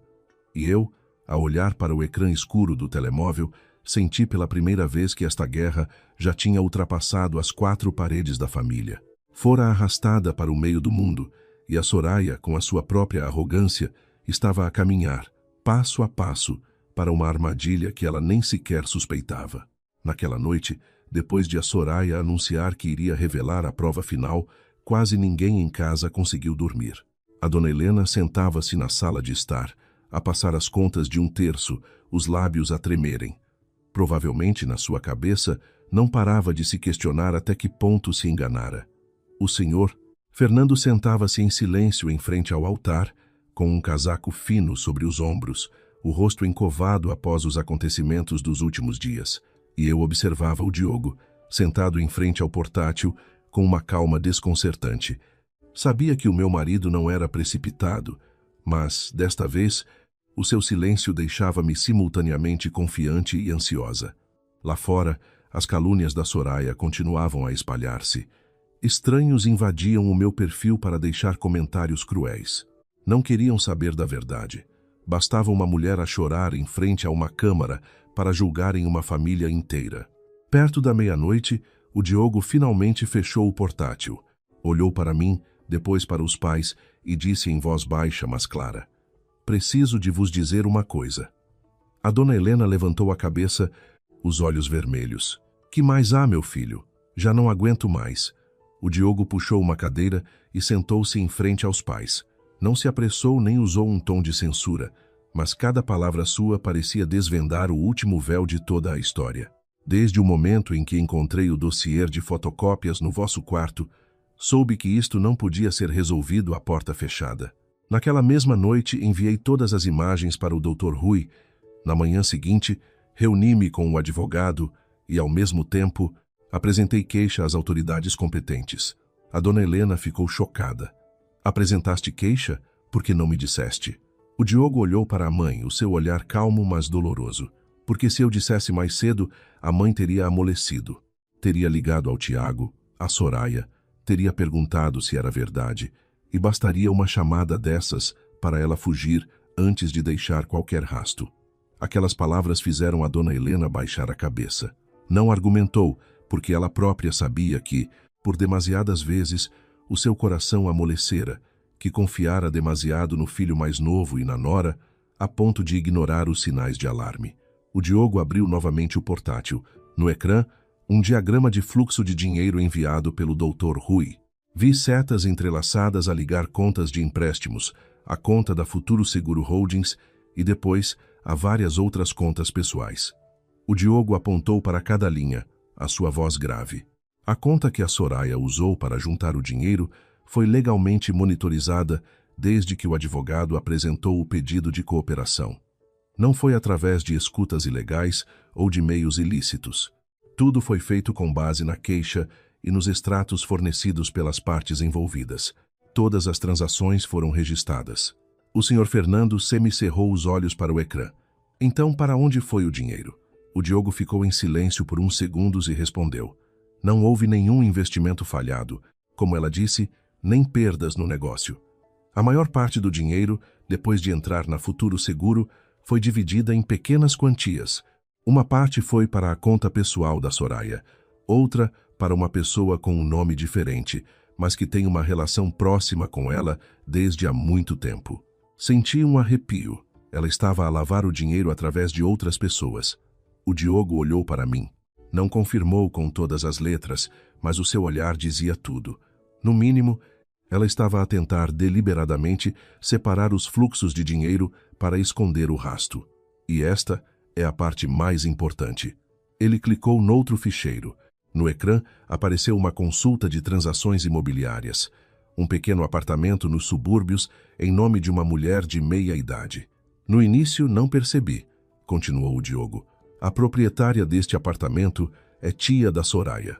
Mas o sinal e o pagamento vieram de uma conta associada à Futuro Seguro Holdings. Além deste apartamento, há um pequeno terreno nos arredores que também está a ser transferido da mesma forma. A dona Helena levou a mão ao peito, a respiração entrecortada. Isso significa que ela já tinha preparado uma rota de fuga. Sim, respondeu o Diogo. Ela nunca tencionou pagar as dívidas com o Tiago. Juntou o dinheiro, transferiu os bens e preparava-se para desaparecer. A sala mergulhou num silêncio pesado. Olhei para o Tiago, sentado no canto do sofá. Desde que voltara, quase não se atrevia a levantar a cabeça. Agora, ao ouvir aquilo, levantou-se de um salto, a voz rouca, impossível. A Soraya. Ela disse que estava a fazer aquilo para guardar o dinheiro, para me salvar. Disse que se o dinheiro ficasse na minha conta, os credores levavam tudo. O Diogo virou-se para o irmão, a voz fria. Ainda não acordaste? Se ela quisesse salvar-te, não teria desligado o telemóvel e te abandonado no motel. Se ela te considerasse seu marido, não teria deixado que fosses tu a assinar os empréstimos enquanto ela fugia com o dinheiro. O Tiago cambaleou e caiu no sofá, o rosto pálido, sem vida. Talvez só naquele momento ele tenha percebido que não era o parceiro da Soraya na adversidade, mas apenas o fantoche que ela usara para entrar nesta família. O Diogo olhou para todos, as suas palavras cada vez mais incisivas. Do princípio ao fim, ela nunca considerou ninguém como família. O Tiago era apenas um nome para assinar papéis. Os pais eram um recurso a ser explorado. E nós éramos os escolhidos para arcar com as dívidas quando tudo viesse abaixo. O jantar dos 4 pratos foi apenas uma jogada para nos forçar a sair de casa, para depois inventar a história de que éramos gananciosos. Senti um misto de frio e dor. Uma mulher que me servira água, que me chamara mana, que dissera sei o meu lugar. Afinal, desde o início, planeara como nos transformar nos vilões aos olhos do mundo. Ela não precisava de laços familiares. Precisava apenas de uma posição vantajosa para sugar tudo o que pudesse. Nesse momento, o telemóvel do Diogo tocou. A família inteira sobressaltou-se. Ele olhou para o ecrã e atendeu imediatamente em alta voz. Era o Dr. Rui. A sua voz soou apressada, mas clara. Diogo, a Soraya acabou de ser detida no aeroporto.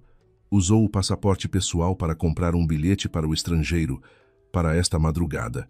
Na bagagem, tinha vários documentos e cartões bancários relacionados com o processo da Futuro Seguro. As autoridades estão a tratar do assunto.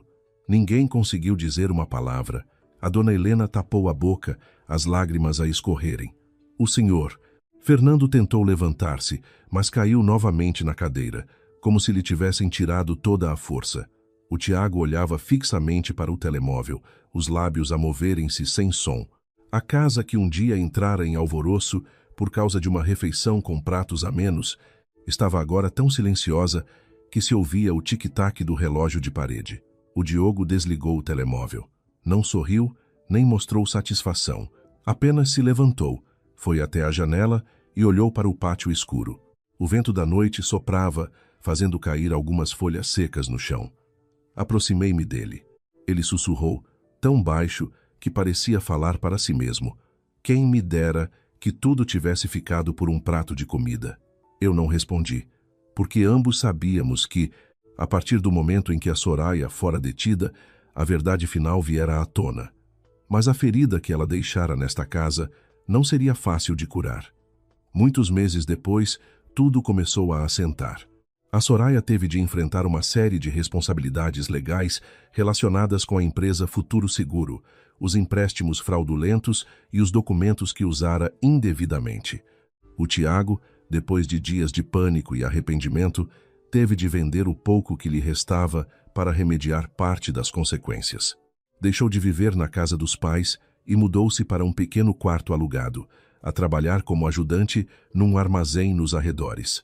Não sei até que ponto o Tiago mudou, mas pelo menos já não tinha aquele ar de conversa fácil e presunçoso de antes. Cada vez que visitava os pais, sentava-se em silêncio no pátio, arranjava uma lâmpada ou uma torneira e saía rapidamente. Um dia, a dona Helena, ao vê-lo partir, ficou com os olhos cheios de lágrimas. É assim que as mães são. Por mais zangadas que fiquem, a dor permanece. Mas desta vez, ela já não o defendia cegamente como antes. O senhor Fernando e a dona Helena, depois daquele golpe, envelheceram visivelmente. O cabelo dele ficou mais branco, os passos mais lentos. A dona Helena deixou de ser a mulher risonha e faladora de antigamente. Havia tardes em que a via sentada sozinha na varanda, a olhar para o velho portão de ferro, o olhar perdido, como se pensasse em tudo o que passara. Várias vezes, chamou-me ao seu quarto, pegou na minha mão e, com a voz embargada, pediu desculpa. Pediu desculpa pelo seu silêncio naquele jantar. Pediu desculpa por ter permitido que uma estranha me magoasse na casa que eu tanto ajudei a construir. Eu não disse que esqueci tudo. Há feridas que não saram apenas com um pedido de desculpas, mas também não queria guardar rancor. Eu compreendia que, depois de tudo, não fora só eu a sofrer. A dona Helena também pagara o seu preço, com o arrependimento de uma mãe que amou da forma errada. Numa noite, no final do mês, o Diogo chegou mais cedo do trabalho. Passou pelo mercado e comprou peixe fresco, um molho de couve nova e alguns tomates maduros. A dona Helena quis cozinhar, mas eu abanei a cabeça e disse: "Hoje cozinhamos todos juntos." O ambiente na cozinha era estranho. Não era animado como antes, nem pesado como nos meses de tempestade. Era lento, hesitante, como se todos estivessem a reaprender a estar perto uns dos outros sem se magoarem. Eu lavei os legumes, o Diogo arranjou o peixe. A dona Helena, ao lado, temperava a sopa. O senhor, Fernando, sentado à mesa, limpava silenciosamente os talheres, um por um. Ao olhar para as suas costas, lembrei-me que ele sempre fora um homem de poucas palavras, que escondia as emoções atrás de suspiros. Continuava a ser de poucas palavras, mas cada gesto parecia mais suave, mais lento, como se temesse que um pequeno descuido pudesse quebrar o que acabara de ser remendado. Quando a mesa foi posta, eu trouxe a panela de sopa. O Diogo veio atrás com um prato de peixe estufado. A dona Helena tirou os pratos do armário. Tirou um de cada vez, colocando-os ordeiramente na mesa. Um para o senhor Fernando, um para ela, um para o Diogo, um para mim. Depois parou e, em silêncio, tirou mais 2 pratos, colocando-os nos 2 lugares vazios ao lado. Olhei para os 6 pratos na mesa e senti o coração comover-se. 6 pratos brancos, sem nada de especial. Mas, naquele momento, fizeram com que toda a sala ficasse em silêncio. A dona Helena, de pé junto à mesa, ainda com os talheres na mão, tinha os olhos vermelhos. Naquele dia, também foi um jantar assim. A sua voz estava rouca, ninguém disse nada. Eu sabia que ela se lembrava do jantar com apenas 4 pratos. Lembrava-se do momento em que toda a família viu o Diogo e eu a sermos excluídos da refeição e ninguém falou. Talvez para ela aquilo não fosse apenas um erro, mas o marco que deu início a toda a desgraça. Ela pousou os talheres e virou-se para mim. Desta vez, não chorou alto, nem suplicou como nos primeiros dias do incidente. Disse apenas, muito baixinho: "Desculpa-me, Ana Lúcia. Naquele dia, eu errei." Olhei para ela por um longo tempo. À minha frente, já não estava a sogra que se calara para deixar a nora mais nova dominar. À minha frente, estava uma mulher envelhecida pelo sofrimento, a curvar-se perante o seu próprio erro. Aproximei-me e peguei-lhe na mão com suavidade. "Mãe, vamos jantar. As coisas velhas, deixamos que o tempo as leve." A dona Helena desatou a chorar, mas desta vez, o choro já não era agudo como nos dias de pânico, mas sim um soluço profundo e contido, como o de alguém que finalmente pousa um fardo pesado. "O senhor." Fernando virou o rosto, mas vi que os cantos dos seus olhos também estavam vermelhos. O Diogo serviu-me uma tigela de sopa quente, colocando-a à minha frente, como nos dias normais de antigamente. Olhou em volta da mesa e sorriu muito levemente. Família, vamos jantar. Uma frase tão simples, mas que fez a dona Helena chorar novamente. Talvez porque só naquele momento ela tenha percebido verdadeiramente que o que quase perdera não era apenas a casa, nem o terreno, nem as poupanças de uma vida. O que quase perdera fora o filho que sempre protegera a família em silêncio e a nora que, apesar de ter sido tratada injustamente, ainda tinha coração suficiente para se sentar novamente à mesa para um jantar em família. Naquela noite, comemos muito devagar. Ninguém mencionou a Soraya, nem as dívidas, nem os dias de correria. O senhor Fernando serviu ao Diogo o melhor pedaço de peixe. A dona Helena serviu-me um pouco de couve e, hesitante, perguntou se a comida estava do meu agrado. Acenei que sim. A tigela de sopa nas minhas mãos estava quente, o calor a espalhar-se pelos meus dedos, acalmando o meu coração. Eu sei que nem todas as fendas podem ser completamente reparadas, mas se as pessoas ainda sentem dor pelo mal que fizeram, se ainda se lembram de pôr pratos suficientes na mesa para aqueles que merecem ficar, então talvez ainda haja uma oportunidade para recomeçar. O jantar daquela noite não foi um banquete. Tinha apenas peixe estufado, sopa de legumes e alguns acompanhamentos simples. Mas na mesa havia pratos para todos, talheres para todos e lugares para todos os que queriam, de coração, manter a família unida. E para mim, isso já era um final suficientemente pacífico.